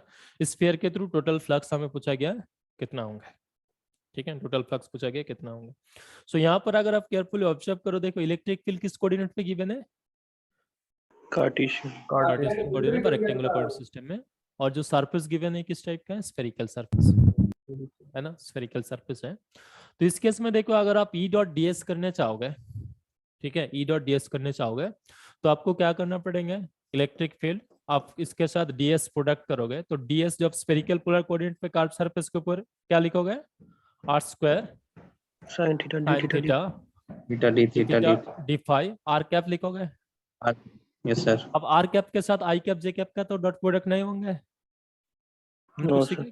तो हमें क्या करना पड़ेगा, फिर इस r कैप को in terms of i cap j cap k cap में लिखना पड़ेगा, है ना, जो कि ना बहुत सारे लंबे हो जाएंगे, बहुत सारे कंपोनेंट आएंगे, फिर इसको इंटीग्रेट करना पड़ेगा, कन्वर्ट करना पड़ेगा r cos थीटा जैसे।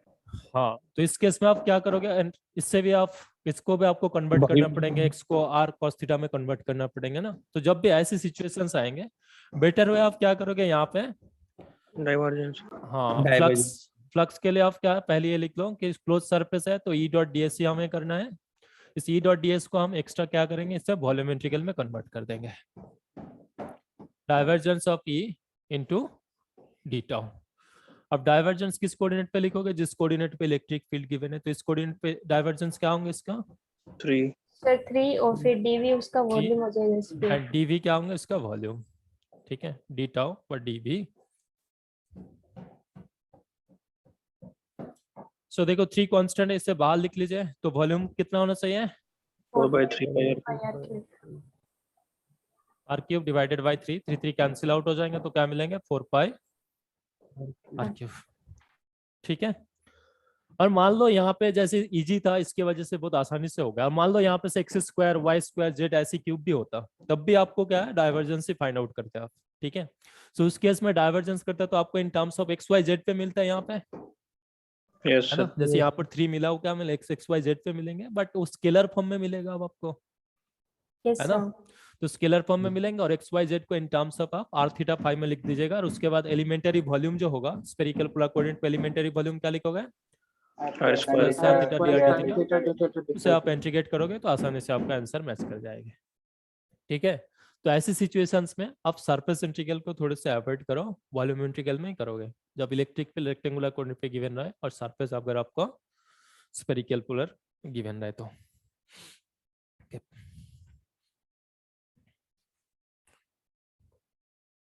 सो ये था कुछ flux related questions, I hope आपको अब बहुत सारे आइडिया मिले, बहुत फ्लक्स रिलेटेड जो क्वेश्चन है आप सॉल्व कर सकते हो।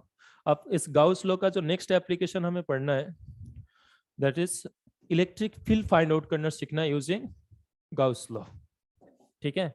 गाउस लॉ का 2 एप्लीकेशन हमने बताया था आपको कि 2 एप्लीकेशन होता है, एक होता है क्या कि किसी भी आर्बिट्ररी क्लोज सरफेस के थ्रू फ्लक्स फाइंड आउट करना, जो हमने काफी सारे प्रॉब्लम यहाँ पर सॉल्व करके भी देखा हूँ, ठीक है।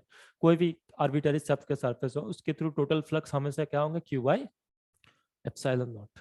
सो कभी कभी इंटरव्यू में आपको पूछा जाता है कि Gauss law is only valid for symmetric surface और एनी आर्बिट्ररी सरफेस, तो आप क्या बोलोगे, any arbitrary surface. Arbitrary surface, ठीक है। Gauss law is valid for any arbitrary surface, but problem क्या होंगे कि जब हम गाउस लॉ को यूज करके इलेक्ट्रिक फील्ड फाइंड आउट करने चाहेंगे, ठीक है, गाउस लॉ के यूज करके जब हम इलेक्ट्रिक फील्ड फाइंड आउट करने चाहेंगे उस केस में कुछ रेस्ट्रिक्शन है। उस केस में क्या रेस्ट्रिक्शन है, ये जो चार्ज डिस्ट्रीब्यूशन है, चार्ज डिस्ट्रीब्यूशन को क्या होना चाहिए, सिमेट्रिक होना चाहिए, ठीक है, चार्ज डिस्ट्रीब्यूशन को सिमेट्रिक होना चाहिए।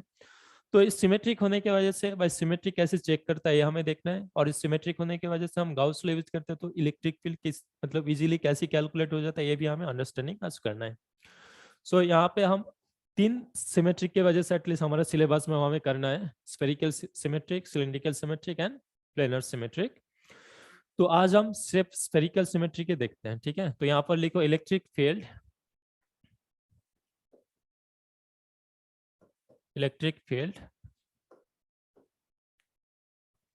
Due to spherical symmetric charge distribution.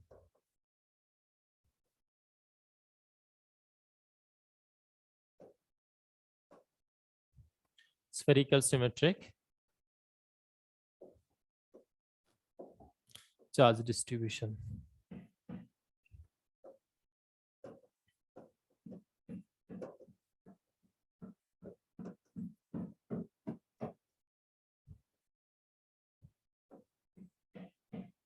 ठीक है, हम बाद में इलेक्ट्रिक फील्ड फाइंड आउट करना सीखेंगे, पहले इसका मतलब समझते हैं हम स्फेरिकल सिमेट्री का मतलब क्या है।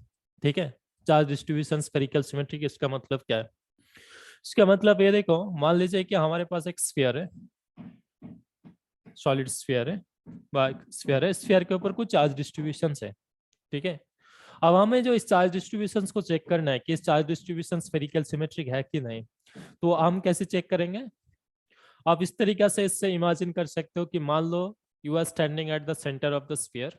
ठीक है, स्फीयर का सेंटर पे आप खड़ा हो एंड स्फीयर का सेंटर से r डिस्टेंस दूरी पे एक पॉइंट लो और उस पॉइंट को अराउंड पे इस पॉइंट को सेंटर मान के, स्फीयर का सेंटर को सेंटर मान के अगर आप एक स्फीयर बनाओ, उस स्फेरिकल सरफेस के ऊपर हर पॉइंट पे अगर सरफेस चार्ज डेंसिटी का साइन एंड मैग्नीट्यूड बोथ अगर सेम रहे, ऐसी चार्ज डिस्ट्रीब्यूशन को हम क्या बोलेंगे, स्फेरिकल सिमेट्रिक। ठीक है, क्या होना चाहिए, इस सरफेस के ऊपर हर पॉइंट पे चार्ज डेंसिटी अगर गिवन रहे, वॉल्यूम चार्ज डेंसिटी अगर गिवन रहे हमें, तो इस वॉल्यूम चार्ज डेंसिटी का वैल्यू सरफेस के ऊपर हर पॉइंट पे क्या होना चाहिए, सेम होना चाहिए। नॉट ओनली मैग्नीट्यूड, साइन भी सेम होना चाहिए। ठीक है, पॉजिटिव टू पॉजिटिव भी होना चाहिए, नेगेटिव टू नेगेटिव भी होना चाहिए। अगर ये किसी एक पॉइंट पे नेगेटिव है तो पूरे सरफेस के ऊपर नेगेटिव होना चाहिए, और अगर पॉजिटिव है तो एक सरफेस के ऊपर हर पॉइंट पे क्या होना, पॉजिटिव होना चाहिए। ठीक है, लेकिन मान लो एक अनदर सरफेस है,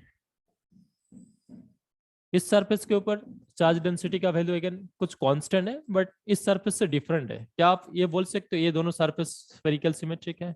यस Yes, sir.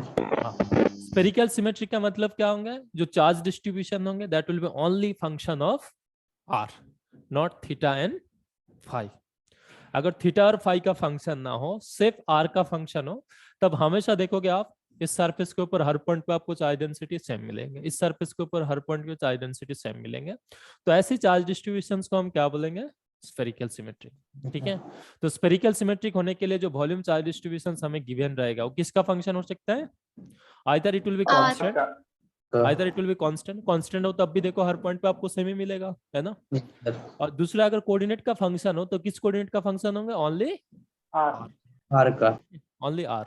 लेकिन थीटा और फाई का अगर फंक्शन हो जाए तब क्या होंगे, थीटा का डिफरेंट डिफरेंट वैल्यू की वजह से देखो cos थीटा sin थीटा का वैल्यू पॉजिटिव नेगेटिव हो सकता है, yes, है ना। And sin theta cos theta का वैल्यू चेंज भी होता है हर पॉइंट पे, सो जिसके वजह से वो हमें यूनिफॉर्म नहीं मिलेंगे। ठीक है, इसी सरफेस के ऊपर मान लो से इस सरफेस में जो रो है वो अगर थीटा डिपेंडेंट होता तो यहाँ पे थीटा का वैल्यू क्या मिलेगी आपको, ये अगर आपका जेड एक्सिस हो तो 0, यहाँ पर थीटा का वैल्यू 90, तो डिफरेंट होगा, है ना। तो ऐसी सिचुएशन इस जब चार्ज अगर आर और फाई का सॉरी थीटा और फाई का फंक्शन हो जाए तब हम क्या बोलेंगे, it does not have any spherical symmetric. लेकिन अगर चार्ज डिस्ट्रीब्यूशन सिर्फ कांस्टेंट हो, ठीक है, rho equals to rho naught given ऐसे बा ओनली फंक्शन ऑफ आर हो, तब हम क्या बोल सकते हैं कि this charge distributions have spherical symmetry. ठीक है, अब क्या है, स्फेरिकल सिमेट्री की वजह से ये जो इलेक्ट्रिक फील्ड है, गाउस लॉ यूज करने से इलेक्ट्रिक फील्ड आसानी से कैसे फाइंड आउट होता है, इस पॉइंट को हम समझेंगे, उसके बाद हम इलेक्ट्रिक फील्ड फाइंड आउट करना सीखेंगे। सो मान लो यहाँ पर एक स्फेरिकल चार्ज डिस्ट्रीब्यूशन है, यहाँ पर कुछ चार्ज डिस्ट्रीब्यूशन है, ठीक है, से मान लो इस सरफेस के ऊपर ही कुछ यूनिफॉर्मली चार्ज डिस्ट्रीब्यूटेड है। ठीक है, हर पॉइंट पे सेम चार्जेस है। अब इसके वजह से हम इस पॉइंट पे इलेक्ट्रिक फील्ड फाइंड आउट करें, एंड उसके बाद यहाँ से इस डिस्टेंस को r मान के अगर हम एक ऐसे एक सरफेस बनाए, ठीक है, ऐसे एक सरफेस बनाए, सो आप केयरफुली ऑब्जर्व करो, ऑब्जर्वर एक ऑब्जर्वर यहाँ पर खड़ा है, एक ऑब्जर्वर यहाँ पर खड़ा है, एक ऑब्जर्वर यहाँ पर खड़ा है, एक ऑब्जर्वर यहाँ पर खड़ा है। अगर इस चार्ज डिस्ट्रीब्यूशन में स्फेरिकल सिमेट्रिक हो तो इस ऑब्जर्वर सेम जो चार्ज डिस्ट्रीब्यूशन देखेंगे, इस ऑब्जर्वर भी सेम चार्ज डिस्ट्रीब्यूशन देखेगा ना, yes, sir. इस ऑब्जर्वर भी सेम चार्ज डिस्ट्रीब्यूशन देखेंगे। Yes sir, so each observer अगर सेम चार्ज डिस्ट्रीब्यूशन देखें तो ईच पॉइंट पे यहाँ पर भी जो इलेक्ट्रिक फील्ड होंगे, यहाँ पर भी जो इलेक्ट्रिक फील्ड होंगे, यहाँ पर इलेक्ट्रिक फील्ड, हर पॉइंट पे इलेक्ट्रिक फील्ड क्या होना चाहिए, सेम होना चाहिए। लेकिन यही अगर मान लो थीटा डिपेंडेंट हो जाता, फाई डिपेंडेंट हो जाता, क्या इन सारे ऑब्जर्वर को सेम चार्ज डिस्ट्रीब्यूशन दिखाई देता? No, sir, different. किसी के साइड पे, इस साइड पे अगर नजदीक में पॉजिटिव है तो इस साइड पे नेगेटिव मिलता, इसके वजह से कुछ और मिलता, है ना। तो इस केस में डिफरेंट ऑब्जर्वर के रिस्पेक्ट में चार्ज डिस्ट्रीब्यूशन डिफरेंट है, तो ईच ऑब्जर्वर जो इलेक्ट्रिक फील्ड मेजरमेंट करेंगे वो भी क्या होंगे, डिफरेंट होगा, है ना। हाँ, तो इसीलिए अगर देखो स्फेरिकल सिमेट्रिक चार्ज डिस्ट्रीब्यूशन की वजह से इस सरफेस के ऊपर हर पॉइंट पे इलेक्ट्रिक फील्ड अगर सेम हो, क्योंकि इस ऑब्जर्वर हर ऑब्जर्वर सेम चार्ज डिस्ट्रीब्यूशन देखेंगे, अगर इलेक्ट्रिक फील्ड सेम हो तो देखो जब हम गाउस लॉ यूज करते हैं, गाउस लॉ में क्या बोला गया है कि E dot D S is equals to क्या लिखेंगे, Q enclose divided by epsilon naught. अगर देखो इस सिमेट्रिक के वजह से इस इलेक्ट्रिक फील्ड इस सरफेस के ऊपर हर पॉइंट पे क्या हो जाएगा, सेम हो जाएगा, है ना।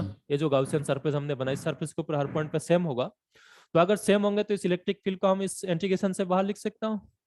Yes sir. तो देखो इस सरफेस इंटीग्रल बहुत आसानी से कैलकुलेट हो जाएंगे, ओनली हम इस सरफेस का एरिया मल्टीपल कर देंगे, है ना, 4 पाई आर स्क्वायर, और यहाँ पर हमें इनक्लोज चार्ज कैलकुलेट करना बहुत आसानी से हम सीख जाएंगे, अभी ये आसान होता है काफी।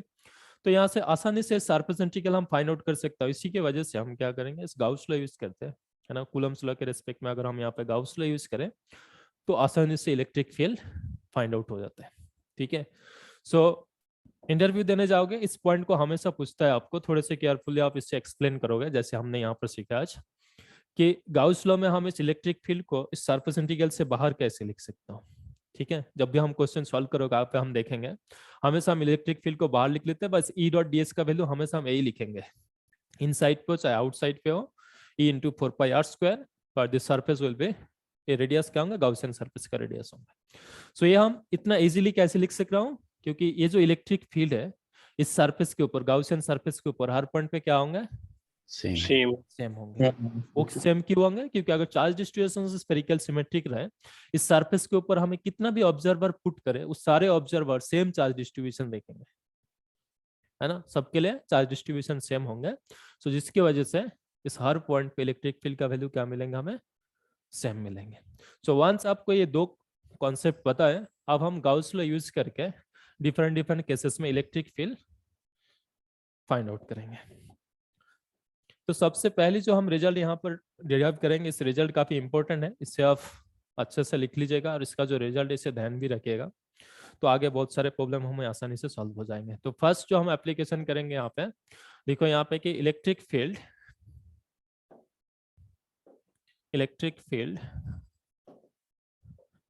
ड्यू टू यूनिफॉर्म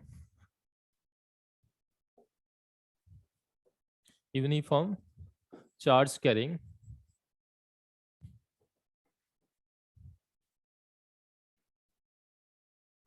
sphere, ठीक है। अगर एक यूनिफॉर्म चार्ज कैरिंग स्फीयर हमें गिवन रहे, इस चार्ज डिस्ट्रीब्यूशन के वजह से स्फीयर का इनसाइड पे आउटसाइड पे इलेक्ट्रिक फील्ड कैसे फाइंड आउट करना है हम सीखेंगे। सो यूनिफॉर्म मतलब क्या होंगे, हर पॉइंट पे सेम चार्ज डिस्ट्रीब्यूशन। तो ये मान लीजिए आपका एक स्फीयर है, स्फीयर का रेडियस मान लीजिए जैसे कैपिटल आर हो।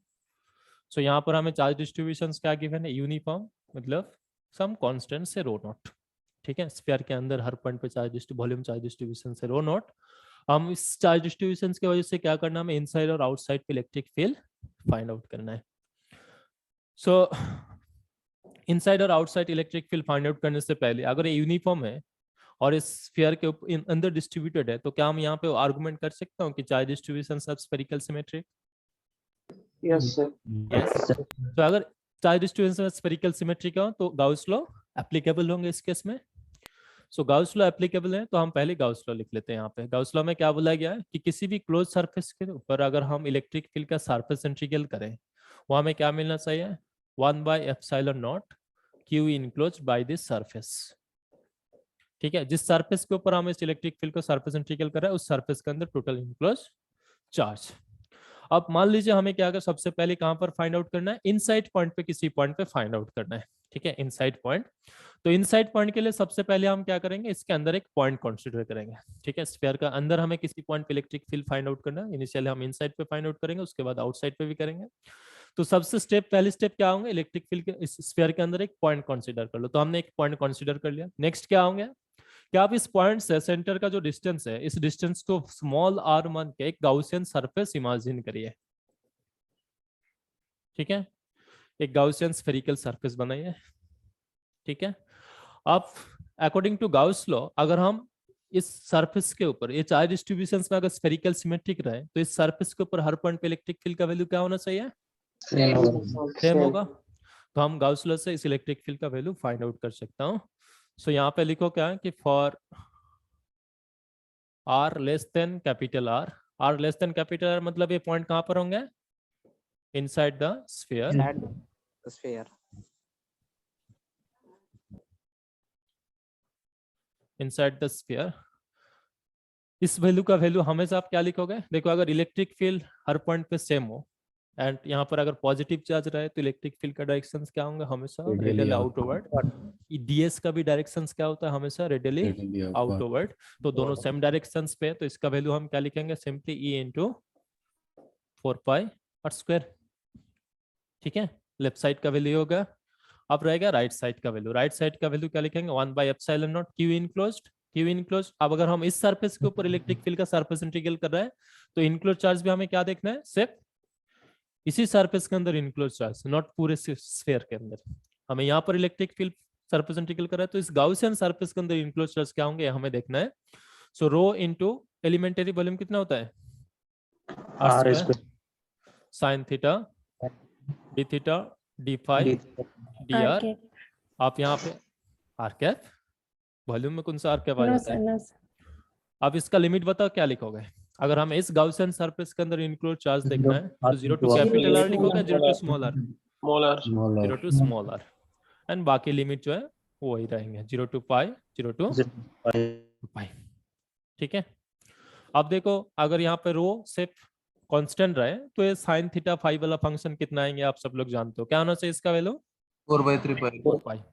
ठीक है, ये हो जाएगा 4π एंड रिमेनिंग आर वाला टर्म आपको आप इंटीग्रेट करिए। So rho naught divided by epsilon naught, ये साइन थीटा फाई का टर्म आएगा 4π, और यहाँ पे अगर आप आर को इंटीग्रेट करोगे तो आपको क्या मिलेंगे? R cube divided by 3। ठीक है, सो दोनों साइड से अगर आप ये 4π आर कैंसिल आउट कर दोगे तो आपको देखो क्या मिलेंगे? Rho R divided by 3 epsilon naught.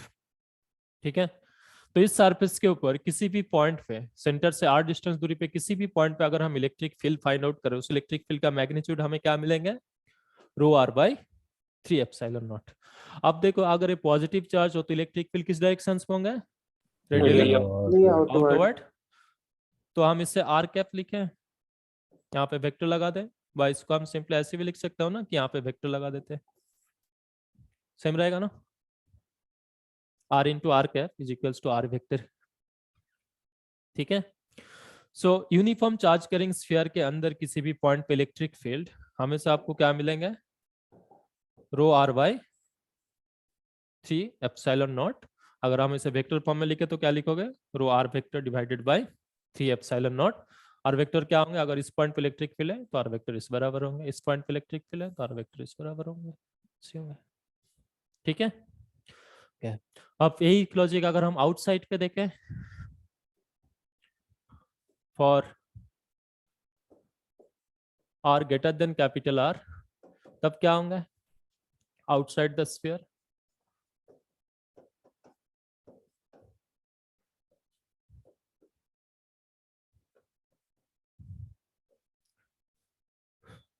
So outside the sphere मतलब ये मान लीजिए आपका स्फीयर गिवन था, अप टू कैपिटल आर तक चार्ज डिस्ट्रीब्यूशन है। अब हमें क्या फाइंड आउट करना है? इलेक्ट्रिक फील्ड फाइंड आउट करना है कहाँ पर? आउटसाइड पे, यहाँ पर मान लीजिए। ठीक है, आउटसाइड पे एक पॉइंट हमने कंसीडर कर लिया। तो नेक्स्ट स्टेप आपका क्या होगा? इस पॉइंट से सेंटर का डिस्टेंस को r मान के आप एक गाउसियन सरफेस बनाइए। ठीक है, गाउसियन सरफेस बनाइए। सो अगर इस सरफेस इस चार्ज डिस्ट्रीब्यूशन से स्फेरिकल सिमेट्रिक रहे, इस सरफेस के ऊपर हम कितने भी ऑब्जर्वर को फिट करें, हर पॉइंट पे ऑब्जर्वर क्या देखेंगे? सेम चार्ज डिस्ट्रीब्यूशन देखेंगे। तो जिसकी वजह से इस सरफेस के ऊपर हर पॉइंट पे इलेक्ट्रिक फील्ड का वैल्यू क्या होगा? सेम ही होगा। और यहाँ पर भी देखो अगर पॉजिटिव चार्ज है तो इलेक्ट्रिक फील्ड का डायरेक्शन ऐसे होंगे, रेडियल आउटवर्ड, एंड सरफेस के ऊपर अगर हम एलिमेंटल एरिया देखें वो भी रेडियल आउटवर्ड ही होंगे। सो यहाँ पर भी आप लेफ्ट साइड का वैल्यू क्या लिखोगे? E into 4π, ठीक है, 4πr²।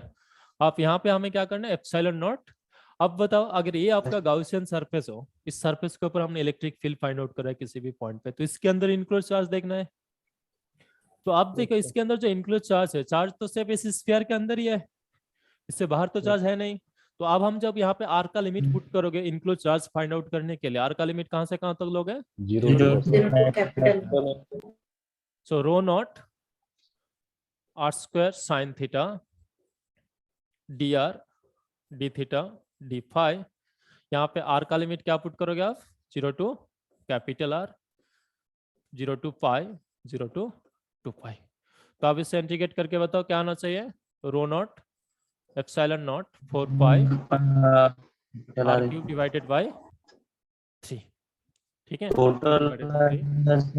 4 पाई दोनों साइड से कैंसिल आउट हो जाएंगे, तो आपको क्या मिलेंगे यहाँ पे?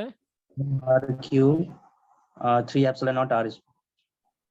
हाँ, rho R cube divided by 3 epsilon naught R square. ठीक है, आर स्क्वायर। और यहाँ पर अगर हम वेक्टर फॉर्म में लिखने चाहें तो क्या लिखोगे? E vector equals to rho R cube divided by 3 epsilon naught R square. ये रेडियल आउटवर्ड होगा तो आर कैप लिख दीजिए। ठीक है, सो ये दो रिजल्ट आप ध्यान रखिएगा। नेक्स्ट क्लास में हम क्या करेंगे, यहाँ पे इसके अंदर अगर हम कुछ कैविटी बनाए तो उस कैविटी के अंदर इलेक्ट्रिक फील्ड, कैविटी के आउटसाइड पे किसी पॉइंट पे इलेक्ट्रिक फील्ड कैसे फाइंड आउट करना वो हम सीखेंगे। साथ में सिलिंड्रिकल सिमेट्रिक, प्लेनर सिमेट्रिक के लिए इलेक्ट्रिक फील्ड कैसे होता है, और इसमें आर डिपेंडेंट, अगर यहाँ पर हमने यूनिफॉर्म चार्ज डेंसिटी माना है आज, और अगर आर डिपेंडेंट वेरिएशन रहे है ना, चार्ज डिस्ट्रीब्यूशन में आर डिपेंडेंट रहे, तो उस केस में इलेक्ट्रिक फील्ड का वेरिएशन कैसे होंगे, ये सब हम देखेंगे नेक्स्ट क्लास में। सो इस जो रिजल्ट है, मैं आपको बार बार बोल रहा हूँ, ये रिजल्ट काफी इंपॉर्टेंट रिजल्ट है। हमने बहुत सारे क्वेश्चंस में इसे यूज करेंगे आगे भी, जब पोलराइजेशन फाइंड आउट करेंगे उस केस में भी हम इसी लॉजिक को यूज करेंगे, तो इसका रिजल्ट आप थोड़े से ध्यान रखोगे। ठीक है, तो यूनिफॉर्म चार्ज कैरिंग स्फीयर का इनसाइड पे इलेक्ट्रिक फील्ड क्या होना चाहिए? Rho naught R vector by 3 epsilon. हाँ, rho naught R divided by 3 epsilon naught, और आउटसाइड पे rho naught R cube by epsilon naught 3 R square, 3 epsilon naught R square. ठीक तो है, लास्ट लाइन है ये, लास्ट And- स्लाइड। अगर आप यहाँ से केयरफुल एक चीज ऑब्जर्व करो कि यहाँ पर जो चार्ज डिस्ट्रीब्यूशन गिवन था वो कैसे गिवन था? यूनिफॉर्म गिवन था, है ना। तो अगर हम इसका आर डिपेंडेंट टर्म लिखने चाहें, हो गए? Yes sir. हम इसको ऐसे लिख सकते हैं क्या? Rho equals to rho naught R to the power N, and इस केस में एन का वैल्यू क्या होंगे? अभी जो हमने कंसीडर किया, एन का वैल्यू क्या है यहाँ पे? 0 है ना, 0 है। तो जिसके वजह से हमें इनसाइड पे इलेक्ट्रिक फील्ड क्या मिला, देखो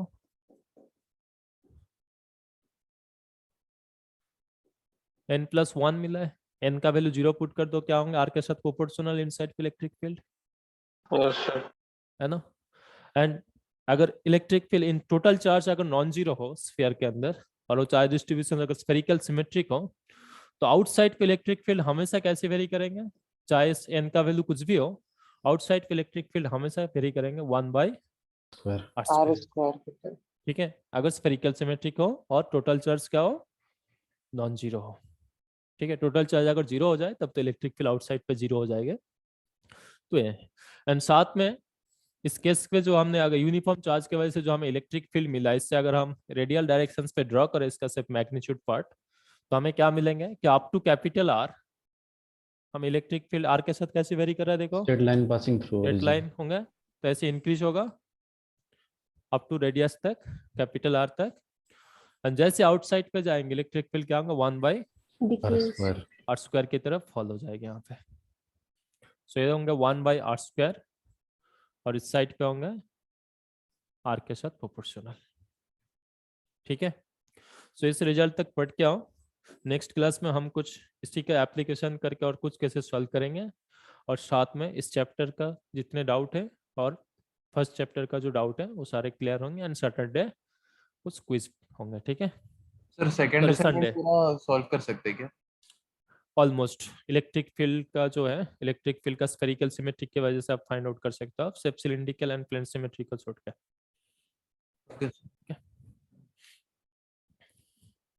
अब बताओ किसी को कुछ डाउट है आज जो पढ़ाई गया है? No sir. ठीक है। अगर सेल के बारे में हुआ, जैसे कि कोई इलेक्ट्रिक फील्ड है, अगर यूनिफॉर्मली चार्ज सेल्ड है, अगर थीन होगा तो उसमें कैसे, कौन सा फॉर्मूला है? वो हम नेक्स्ट क्लास में सीखेंगे, ठीक है, इसी के साथ ही देखेंगे नेक्स्ट क्लास मेरे को में। एक क्वेश्चन पूछना है। हाँ बोलो। सर ये टॉपिक से तो नहीं है सर, अगर हमारे पास कोन होता है हाँ तो हम उसमें अगर हमें उससे कोई चीज निकालनी होती है, एरिया या वॉल्यूम निकालना होता है, हम कौन सा कोऑर्डिनेट यूज करेंगे? क्या गिवन है आपके पास? सर कोन। कोन है, तो कोन के लिए वॉल्यूम फाइंड आउट करने के लिए मेरे ख्याल से आपको स्ट्रेट फॉरवर्ड तो आप नहीं कर सकते हो, बट सिलिंड्रिकल कोऑर्डिनेट का लॉजिक से यूज कर सकते हो यहाँ पे, है ना। यहाँ पर आपका क्या होंगे, ये जो आर डिपेंडेंट वाला पार्ट है ना, R and H, they will not actually independent variable, है ना, क्योंकि जैसे जैसे आप एच इंक्रीज करते जाओगे आपका आर का वैल्यू क्या होंगे, धीरे धीरे चेंज हो जाएंगे, है ना।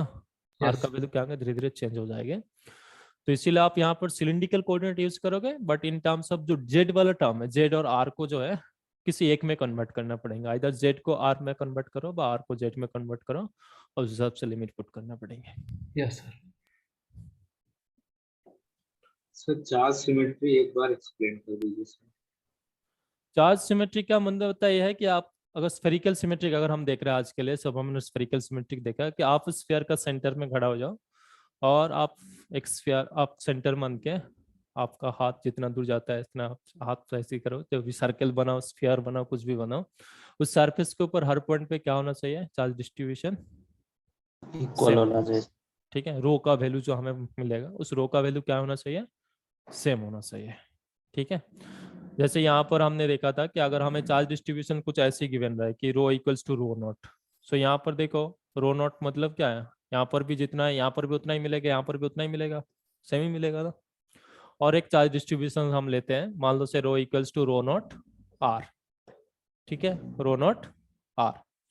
तो यहाँ से अगर आप सेंटर से 5 centimetre R equals to 5 centimetre put करोगे तो हर पॉइंट पे चार्ज डेंसिटी का वैल्यू क्या मिलेगी इस केस में, 5 नॉट रो, है ना, 5 नॉट रो। इसका मतलब क्या, इस पॉइंट पे हर पॉइंट पे जो चार्ज डेंसिटी आपको मिलेंगे वो क्या मिलेंगे, 5 रो नॉट ही मिलेगा, ठीक है। लेकिन अगर मैं इसके साथ कुछ और टर्म ऐड कर देता हूँ साइन थीटा, क्या आप आर इक्वल्स टू 5 पुट करो इस सरफेस के ऊपर हर पॉइंट पे चार्ज डेंसिटी सेम ही मिलेगा? No sir. No sir. Theta के वजह से डिफरेंट पॉइंट पे डिफरेंट हो जाएगा। Yes sir. कुछ पॉइंट पे जीरो मिलेंगे, कुछ पॉइंट पे नॉन जीरो मिलेंगे, कुछ पॉइंट पे प्लस मिलेंगे, कुछ पॉइंट पे नेगेटिव मिलेंगे, है ना। तो ऐसे चार्ज डिस्ट्रीब्यूशंस को हम क्या बोलेंगे, it is not a spherical symmetric. So symmetric होने के लिए क्या होना चाहिए कि अगर हम डिफरेंट डिफरेंट स्फीयर बनाए, इस सरफेस के ऊपर चार्ज डिस्ट्रीब्यूशन, इस सरफेस के ऊपर हर पॉइंट पे चार्ज डिस्ट्रीब्यूशन सेम होना चाहिए, इस सरफेस के ऊपर हर पॉइंट पे चार्ज डिस्ट्रीब्यूशन सेम होना चाहिए, तभी हम उसे क्या बोलेंगे, स्फेरिकल सिमेट्री। वैसे चलो आज अगर इसके बाद भी अगर कुछ डाउट है तो हम नेक्स्ट क्लास में डिस्कस करेंगे, ठीक है। मुझे तो कहीं जाना भी है, ओके सर, क्लास में डिस्कस करेंगे आगे, ठीक है। Thank you sir. Thank you sir.